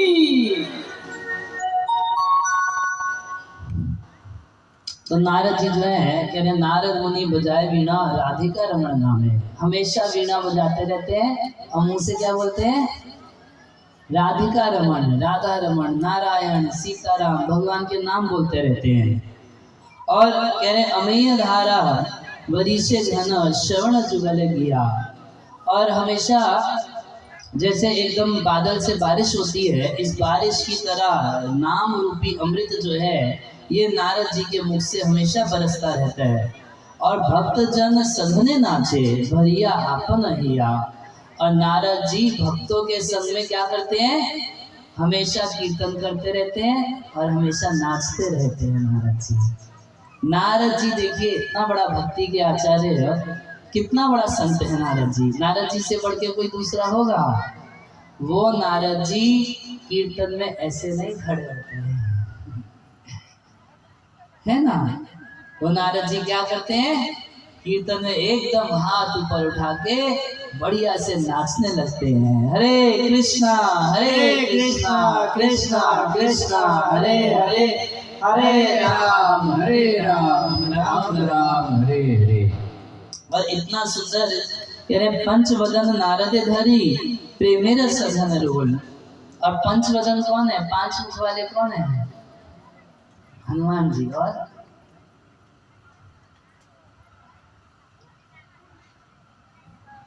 तो पंचवदन जो है वो नारद धरी, नारद मुनि को धर लेते हैं, गले लगा लेते हैं। और गले लगा के प्रेमेर सघन रोल, इतना कस के पकड़ लेते हैं और कीर्तन में नाचते हैं। बैलेंस बिगड़ जाता है और दोनों के दोनों रोल होते हैं। ये आनंद है नारद जी का। और कमल आसन नाचिया बोले, बोलो बोलो हरि बोला। और कमल आसन, कमल के पुष्प के ऊपर बैठे हुए कौन है? ब्रह्मा जी। ऐसे ब्रह्मा जी नाचिया बोले, नाच नाच के बोलते हैं हरि बोलो हरि बोलो हरि बोलो हरि बोलो भाई रे। आप सब हरि का नाम लीजिए। कमल के आसन पर बैठे हैं, बैठे बैठे नाचते हैं, नाचे नाचे क्या बोलते हैं कि भगवान का नाम बोलो, हरि बोल हरि बोल। और सहस्र आनंद परम सुखे, हरि हरि बलि गाए। और सहस्र मुख वाले कौन है? शेषनाग। कितना मुख है उनके? 1000 फण है। 1000 फणों से निरंतर भगवान का नाम गाते रहते हैं, भगवान का गुण गाते रहते हैं। बोलते हैं थक जाते होंगे, बोर फील करते होंगे, है ना? परम सुख है। जितना गाते हैं उतना उनका सुख और बढ़ जाता है। तो सहस्र आनंद परम सुखे, हरि हरि बलि गाए। और अपने मुख से हमेशा क्या करते हैं? हरि हरि हरि हरि हरि हरि हरि हरि हरि हरि हरि। अपने हजारों मुख से भगवान हरि का नाम लेते रहते हैं। नाम प्रभावे माती लवेश्वर, नाम रस सब पावे।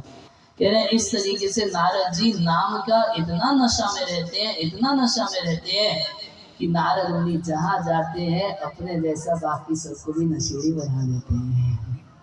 खुद नाम के रस में डूबे रहते हैं, खूब हरि नाम करते रहते हैं। और उनके मुख से जो कीर्तन सुनता है वो भी नाम के रस में डूबना शुरू हो जाता है। हरे कृष्णा कृष्णा कृष्णा हरे हरे, हरे राम राम राम हरे। तो प्रथम अवतार चार कुमार के रूप में लिए, दूसरा राधा भगवान का बताए, और तीसरा नारद जी के रूप से भक्ति का नारद जी प्रतिपादन सब जगह करते हैं। स्वयं भक्ति करते हैं और भक्ति का ही प्रचार करते हैं।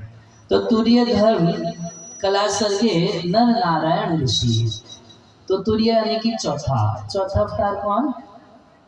नर नारायण के रूप में भगवान का ही अवतार है, जिनका दर्शन लोग बद्री का आश्रम जाके करते हैं। जाते हैं ना, 4 धाम में से चार धाम का नाम कौन बताएगा? माइक दीजिए, तो माता जी लोग बातें बहुत कर रही हैं पीछे। नहीं तो उनको माइक देंगे तो बताएंगे यार, नहीं बता पाएंगे तो उन्हीं का इज्जत बढ़ेगा समाज में। दीजिए, उधर बीच में देखिए वो सब माता जी लोग बातें करते हैं, और जो ज्यादा हंस रहे हैं समझ लीजिए कोई बात कर रहे थे। दीजिए माइक दीजिए, ये लोग 4 धाम का नाम बताएंगे।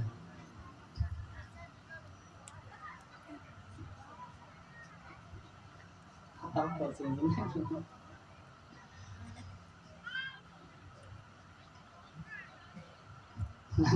जो हंसता हो देख रहे दीजिए, समझ जाइए कि वही बातें कर रहे थे। अच्छा कौन बताएंगे 4 धाम का नाम? अभी सब हंसना बंद कर दिया। तो जो नहीं हंस रहा उसी को दीजिए। इसका मतलब वही चोर की दाढ़ी में तिनका, सुने ना? एक बार की बात है, गांव में चोरी हुई और चोर पकड़ में नहीं आ रहा था, भाई कौन चोरी किया। तो तब तक एक बूढ़ा व्यक्ति था, बोला हम जान रहे हैं कौन चोरी किया। कौन चोरी किया? जो चोर है उसकी दाढ़ी में तिनका है। तो जो चोरी नहीं किया था वो तो फर्क नहीं पड़ा, और जो चोरी किया था वो अपनी दाढ़ी चेक करने लगा कि तिनका तो नहीं है, पकड़ा गया। कौन बताएंगे 4 नाम? बताइए कौन कौन से? एक बताइए, शर्माइए मत। जब कथा में बैठ के बातें करने में शर्म नहीं आ रही आपको, और बारात में खराब गाने पे नाचते हुए शर्म नहीं आती, तो फिर यहाँ क्यों शर्म आ रही है? बोलिए। मैं बोल रहा हूँ ना जानबूझ के। हम देखे वो हम लोग जा रहे थे वापस, परसों की बात है शायद, तो बारात जा रही थी तो नाच रही थी, माता जी लोग भी नाच रहे थे। तो जानबूझ के साधु को दिखा के, देखो कि हम गंदे गाने पे नाचते हैं, जानबूझ के अनिल जी को दिखा के वो शक्ल दिखा रही है माता जी, यंग लड़की थी, कि देखो हम लोग भोजपुरी गाने पे नाचते हैं। तो जब उसमें शर्म नहीं आती, पाप करने में शर्म नहीं आती, तो भजन करने में शर्म किस बात की? अच्छा 4 धाम का नाम बताइए, कौन बता रहे? एक एक तो बोलिए। द्वारका धाम, बहुत बढ़िया। दूसरा है रामेश्वरम, जगन्नाथपुरी और बद्रिकाश। हरि बोल। इंग्लिश जोर से बोलिए हरि बोल। तो बद्रिका आश्रम में भगवान नर नारायण रहते हैं और नर नारायण के सानिध्य में ही बैठ के व्यासदेव श्रीमद् भागवतम और बाकी पुराणों को लिखे थे। कहाँ लिखे थे? बद्रिका आश्रम में लिखे थे, सरस्वती नदी के तट पर। अब तो सरस्वती नदी नहीं दिखाई पड़ती है, मगर तब उस समय में वहाँ सरस्वती नदी थी। मोबाइल छीन लिया जाएगा। अब ये सोचे कि माताओं को डांट पड़ती है। हरे कृष्णा कृष्णा कृष्णा हरे हरे, हरे राम राम राम हरे हरे। तो बद्रिका आश्रम में भगवान नर नारायण के रूप से रहते हैं। नर नारायण मतलब जुड़वा है, दोनों ही भगवान। नर नारायण के रूप से भगवान दोनों ही भगवान ही हैं। भगवान दो रूपों में रहते हैं, नर नारायण के रूप में रहते हैं। और काम क्या करते हैं वहां पर? क्या काम है भगवान का? है विश्व कल्याण। विश्व कल्याण के लिए करते क्या है? विश्व कल्याण के लिए तपस्या में हमेशा रत रहते हैं। तो भगवान हम लोगों को सिखाने के लिए करके दिखाते हैं। केवल भगवान बोलते नहीं हैं, अनेक अवतारों में भगवान कर करके सिखाते हैं कि ऐसा करना चाहिए। तो नर नारायण के रूप में भगवान ये दिखाते हैं कि मनुष्य जीवन हमें तपस्या करने के लिए मिला है। तपो दिव्यम पुत्र का ये न सत्यम शुद्धे। भगवान ऋषभ देव अपने पुत्रों को शिक्षा दिए, बोले कि नायम देह देभाजम निरोके कष्टान कामन अरत्य विभुजाम दे। कह रहे ये मनुष्य शरीर हमारी छोटी छोटी कामनाओं को पूरा करने के लिए नहीं मिला है। और विभुजा मतलब सुअर जैसे, कह रहे कुत्ते सुअर जैसे केवल भौतिक कामनाओं को पूरा करने के लिए मनुष्य शरीर नहीं मिला है।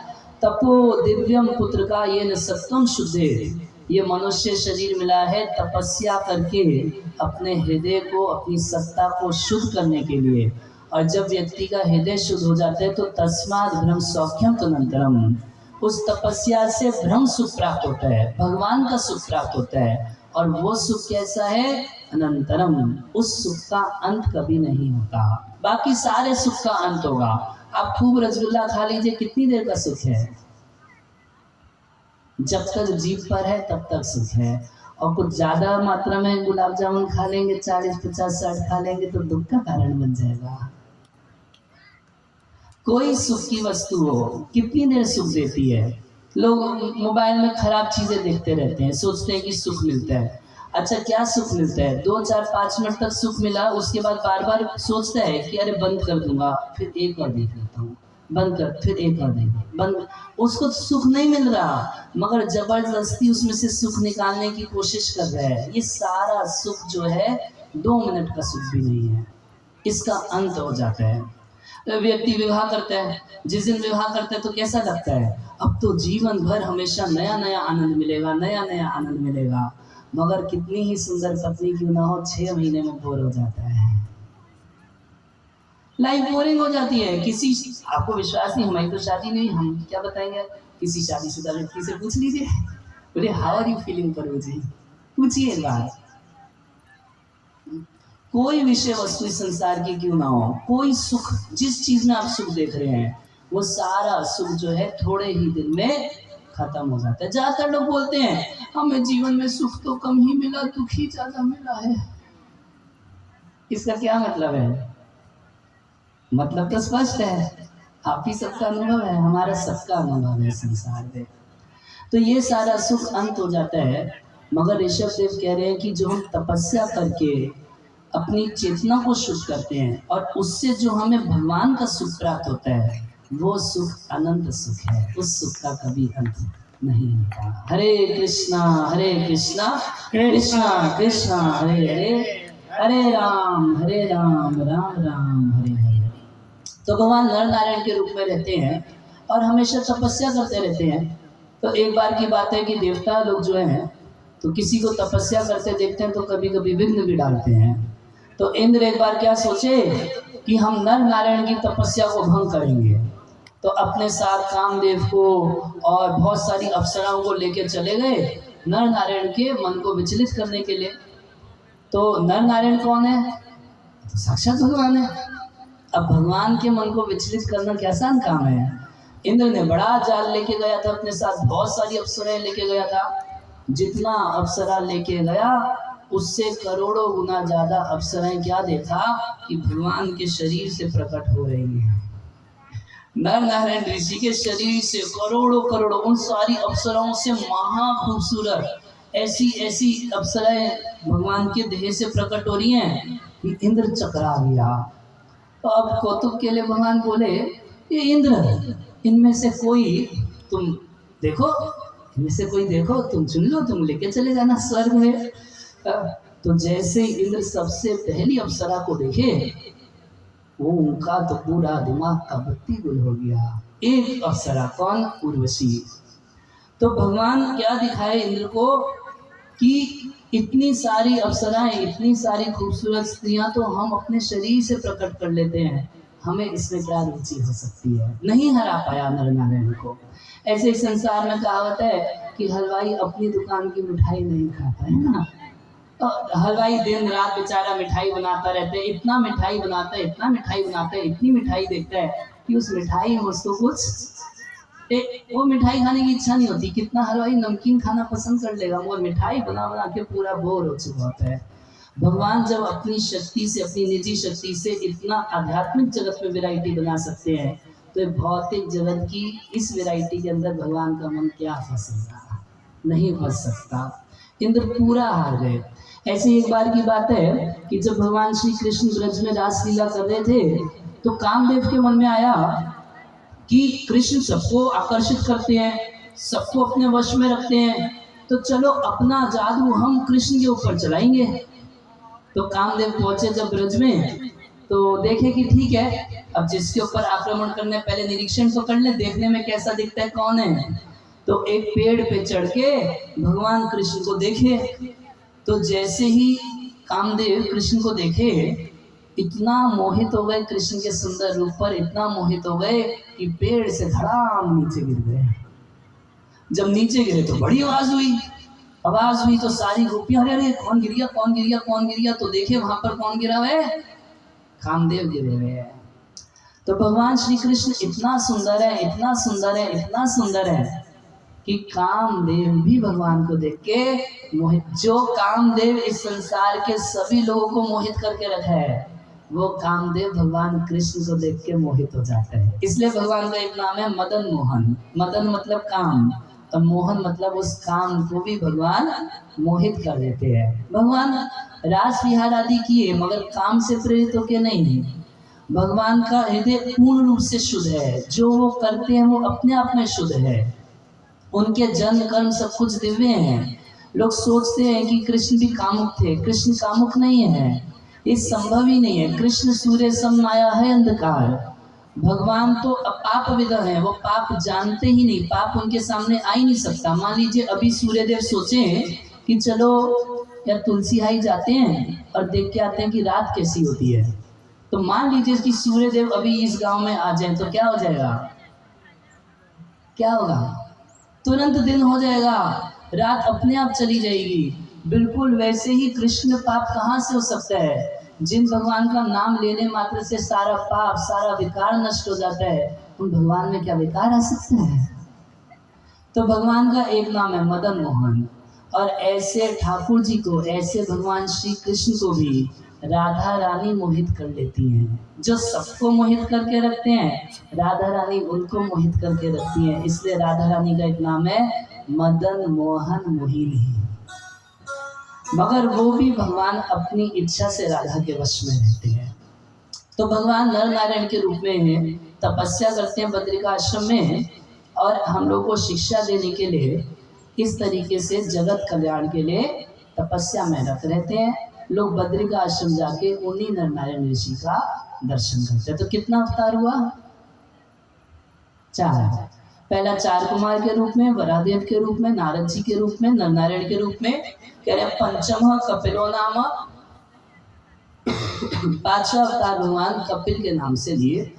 ये नास्तिक कपिल से अलग है। एक संसार में अभी प्रसिद्ध कपिल है जो नास्तिक प्रचार किए, भगवान नहीं है, जो है सब नेचर ही है, इस तरीके का प्रचार किए। तो वो कपिल भगवान के अवतार नहीं है। एक और कपिल अवतार हुए जो माता देवहूति के पुत्र के रूप में भगवान कपिल हुए और सांख्य दर्शन का प्रवर्तन किए। अपनी माँ देवहूति को, ये कथा भागवत के 30वें स्कंद में आती है, भगवान भगवत भक्ति का सांख्य दर्शन का उपदेश दिए। तो कपिल भगवान से अवतार लिए और कह रहे छठा अवतार भगवान लिए तो अत्रि मुनि के पुत्र के रूप में दत्तात्रेय के रूप में लिए। और ये दत्तात्रेय जो थे ये स्वयं भगवान के अवतार हैं। ये दत्तात्रेय जी 24 गुरु बनाए थे। कितना गुरु? एक गुरु नहीं, दो गुरु नहीं, कितना? 24 गुरु धारण किए। और कैसे गुरु धारण किए? एक सूर्य को गुरु बना लिए, एक पृथ्वी को गुरु बना लिए, एक तो वैश्या को गुरु बना लिए थे। एक बार की बात है, पिंगला नाम की वैश्या थी, यही मिथिला की भूमि की। और अब वैश्या का कार्य तो बड़ा गर्हित कार्य होता है। तो दिन रात को एक बार की बात है कि खड़ी बस आते जाते पुरुषों को देखती थी, इससे आशा करती थी, उससे आशा करती थी कि ये हमको सुख देगा, ये हमको धन देगा, बस ऐसे ही आशा करती थी। मगर एक दिन ऐसा हुआ, एक रात ऐसी बीती कि उस वैश्या को कोई ग्राहक नहीं मिला। तो सोचने लगी अपने मन में कि जिन पुरुषों के पास खुद ही सुख नहीं है, वो पुरुष हमको कहाँ से सुख देते हैं। अरे इस मिथिला में एक मैं ही अभागी हूँ, इस मिथिला में बाकी सबका मन तो भगवान राम के चरणों में लगा है, मैं ही इतनी अभागिन हूँ कि संसार के लोगों से सुख की आशा करती थी। तो पिंगला वैश्या सोची कि आशा ही परम दुखम, ये आशा ही दुख का कारण है। ऐसा सोच के समस्त भौतिक आशाओं को छोड़ के मन में विचार की कि मैं लक्ष्मी जी की तरह भगवान हरि का भजन करके बस अब उन्हीं को सुखी करूँगी। तो उसको भी अपना एक गुरु बना लिए। वो बोल रही है आशा ही परम दुखम। इस संसार में दुख का सबसे बड़ा कारण क्या है? आशा, एक्सपेक्टेशन, उम्मीद रखना किसी से। और ये उम्मीद जितना रखता है व्यक्ति, उतना उसको रात को नींद नहीं आती है, दिन में चैन नहीं पड़ता है। और अगर उम्मीदें रखना कम कर दे कोई व्यक्ति, तो जीवन में एकदम शांति का अनुभव करेगा। जितना उम्मीद रखते हैं, बेटा को हमारा ऐसा सुनना चाहिए, ये मानना चाहिए, हमारी पत्नी ऐसी होनी चाहिए, इसको ऐसा बोलना चाहिए हमसे, इसको हमारा ऐसा आदर करना चाहिए, इसको हमें ये देना चाहिए, हमको ऐसा रोटी खिलाना चाहिए। जितना आशा उतना दुख। तो आशा ही परम दुखम है। एक और को अपना गुरु बना लिए। एक बार की बात, एक लड़की थी, तो उसको लड़के वाले देखने आने थे। तो हाथ में कुछ चूड़ियाँ पहन रखी थी और लड़के वाले आए देखने। घर पे माता पिता आदि अभी कोई था नहीं, कहीं बाहर गए थे। तब धान आदि अपने हाथ से ही कूटने लगी। अंदर जाके जब कूटने लगी तो उसके हाथ की चूड़ियाँ बजने लगी। जब चूड़ियाँ बजी तो सोची कि अब लड़के वाले क्या सोचेंगे, कितना गरीब लोग हैं। तो क्या की, अपने हाथ की चूड़ियों को उतारी और दोनों हाथ में दो दो चूड़ी छोड़ दी। अब जब धान कूटने लगी तो फिर चूड़ी बजने लगी, दो दो भी तो बजेंगी। तो उनमें से भी एक एक को उतार के रख दी। और दत्तात्रेय जी इस लड़की को भी एक अपना गुरु बना लिए। क्या देखे वो कि जहाँ ज़्यादा लोग रहते हैं तो बचते रहते हैं, तो एकांत सेवन करना चाहिए। जब दो रह गए तब भी बजे, जब अकेले अकेले रह गए तो फिर एकदम शांति हो गई।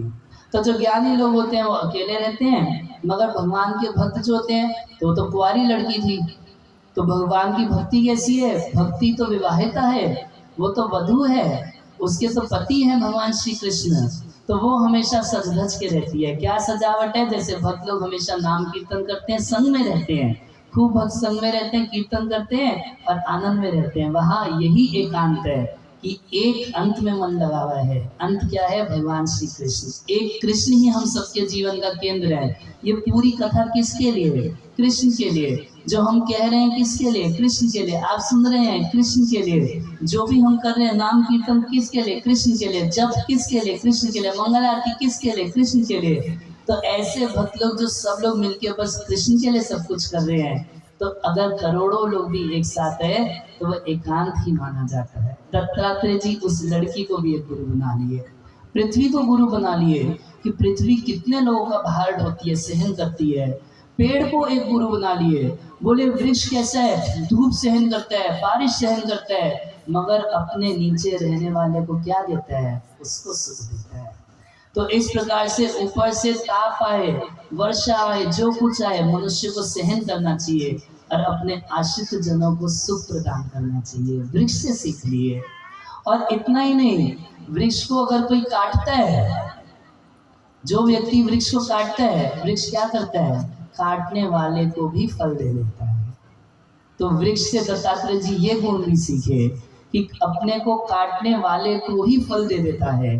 कितना बड़ा परोपकारी होता है। तो ऐसा एक दो नहीं, 24 गुरु दत्तात्रेय जी बनाए। और 24 भी नहीं, 24 बनाने के बाद संतोष नहीं हुआ तो 25वां गुरु इस शरीर को बनाए। ये शरीर बहुत कुछ सिखा देता है। शरीर में रोग आते हैं, कष्ट आते हैं, कई चीजें आती हैं, और ये शरीर जितना बड़ा गुरु है कोई दूसरा गुरु नहीं मिलेगा। गुरु जी समझाते हैं, भाई इंद्र तृप्ति छोड़ दो, हरि भजन कर लो, ये कर लो, वो कर लो। लोग नहीं समझते। जब बीमार पड़ते हैं, शरीर कष्ट देता है, तब थोड़ा थोड़ा समझना शुरू कर देते हैं। तो शरीर भी एक गुरु हुआ या नहीं हुआ? शरीर बहुत बड़ा गुरु है। समझा समझा के लोग हार जाएंगे। शास्त्र में बताया, भगवान बताए, सब बोल बोल के हार जाते हैं। व्यक्ति नहीं समझता जवानी में, और शरीर समझा देता है। समय के साथ साथ शरीर बहुत कुछ समझा देता है। तो दत्तात्रेय जी के रूप में अत्रि मुनि के पुत्र ये भगवान के 6ठे अवतार हुए।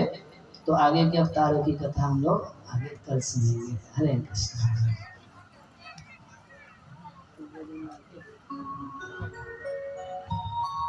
ग्रंथराज श्रीमद् भागवतम की, जगत गुरु श्रील प्रभुपाद की।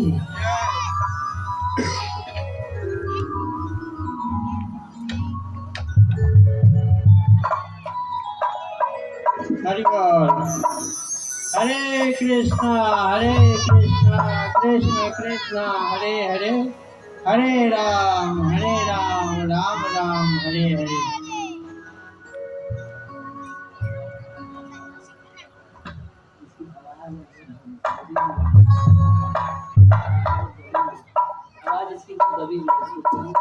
हरि बोल। रहो ना, उनसे रिश्ता हो गया ना। इस रिश्ता से सिया जी हम लोग को कौन लगेगी? सिया जी कौन लगेगी? बहन लगेगी। तो स्नेह लता गाती है, सिया जी बहनिया हमार हो, राम लगी है पहुनवा। सिया जी बहनिया हमार हो, राम लगी है पहुनवा। सिया जी बहनिया हमार हो, राम लगी है पहुनवा। सिया जी बहनिया हमार हो, राम लगी है पहुनवा।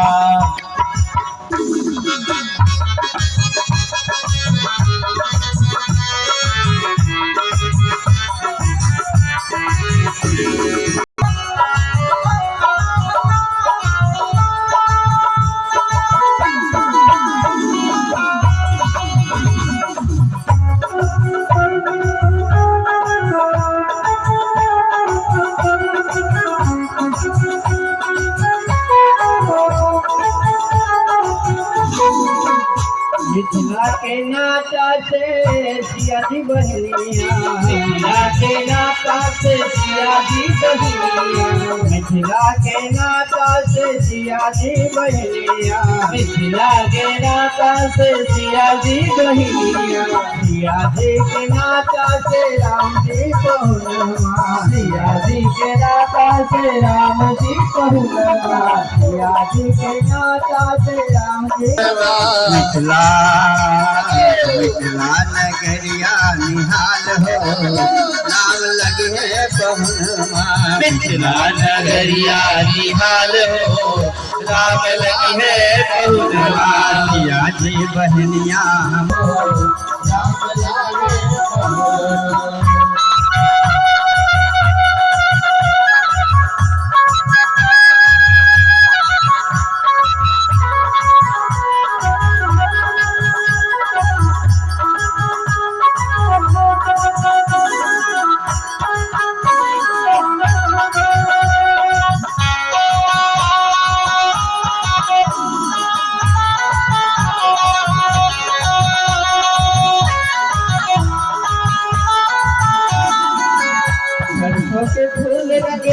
सिया जी बहनिया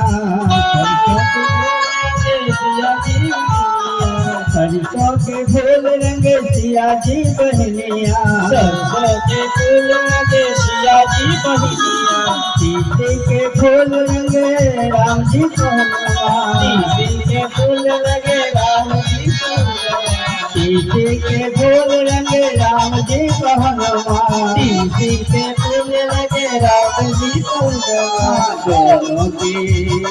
दोनों की जोड़ी कमाल हो राम लगे पहुँचवा दोनों की जोड़ी कमाल हो राम लगे पहुँचवा सिया जी बहनिया हमारे हो राम लगे पहुँचवा सिया जी बहनिया हमारे हो राम लगे पहुँचवा धाम की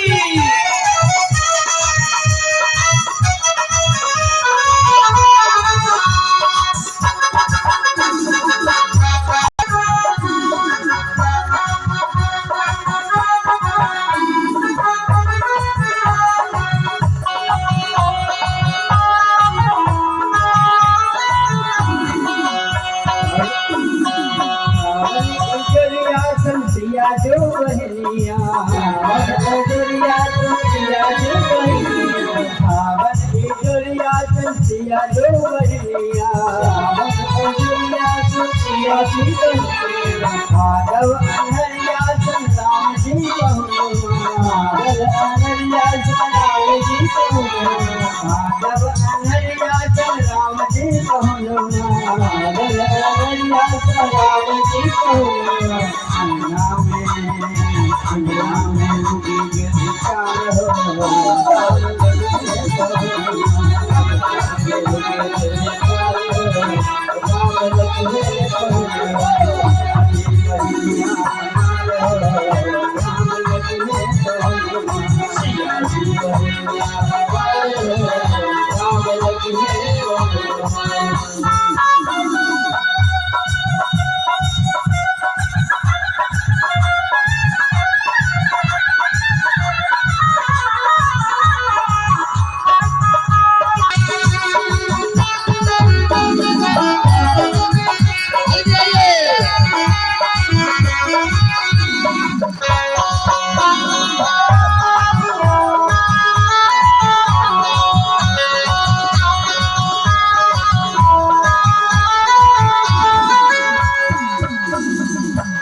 कितने लता से नयनवा कितने लता से नयनवा कितने लता से नयनवा सामने सूरतिया पे मंद से कनवा सामने सूरतिया पे मंद से कनवा सामने सूरतिया पे मंद से कनवा सामने सूरतिया पे मंद से कनवा हर खेला जीरा हमारे राम लगे बहुमा हर खेला जीरा हमारे राम लगे बहुमा सिया जी बहनिया हमारे राम लगे बहुमा सिया जी बहनिया हमारे राम लगे बहुमा सिया जी बहनिया हमारे राम लगी है पहुँचवा सिया जी बहनिया हमारे राम लगी है पहुँचवा सिया जी बहनिया हमारे राम लगी है पहुँचवा सिया जी बहनिया हमारे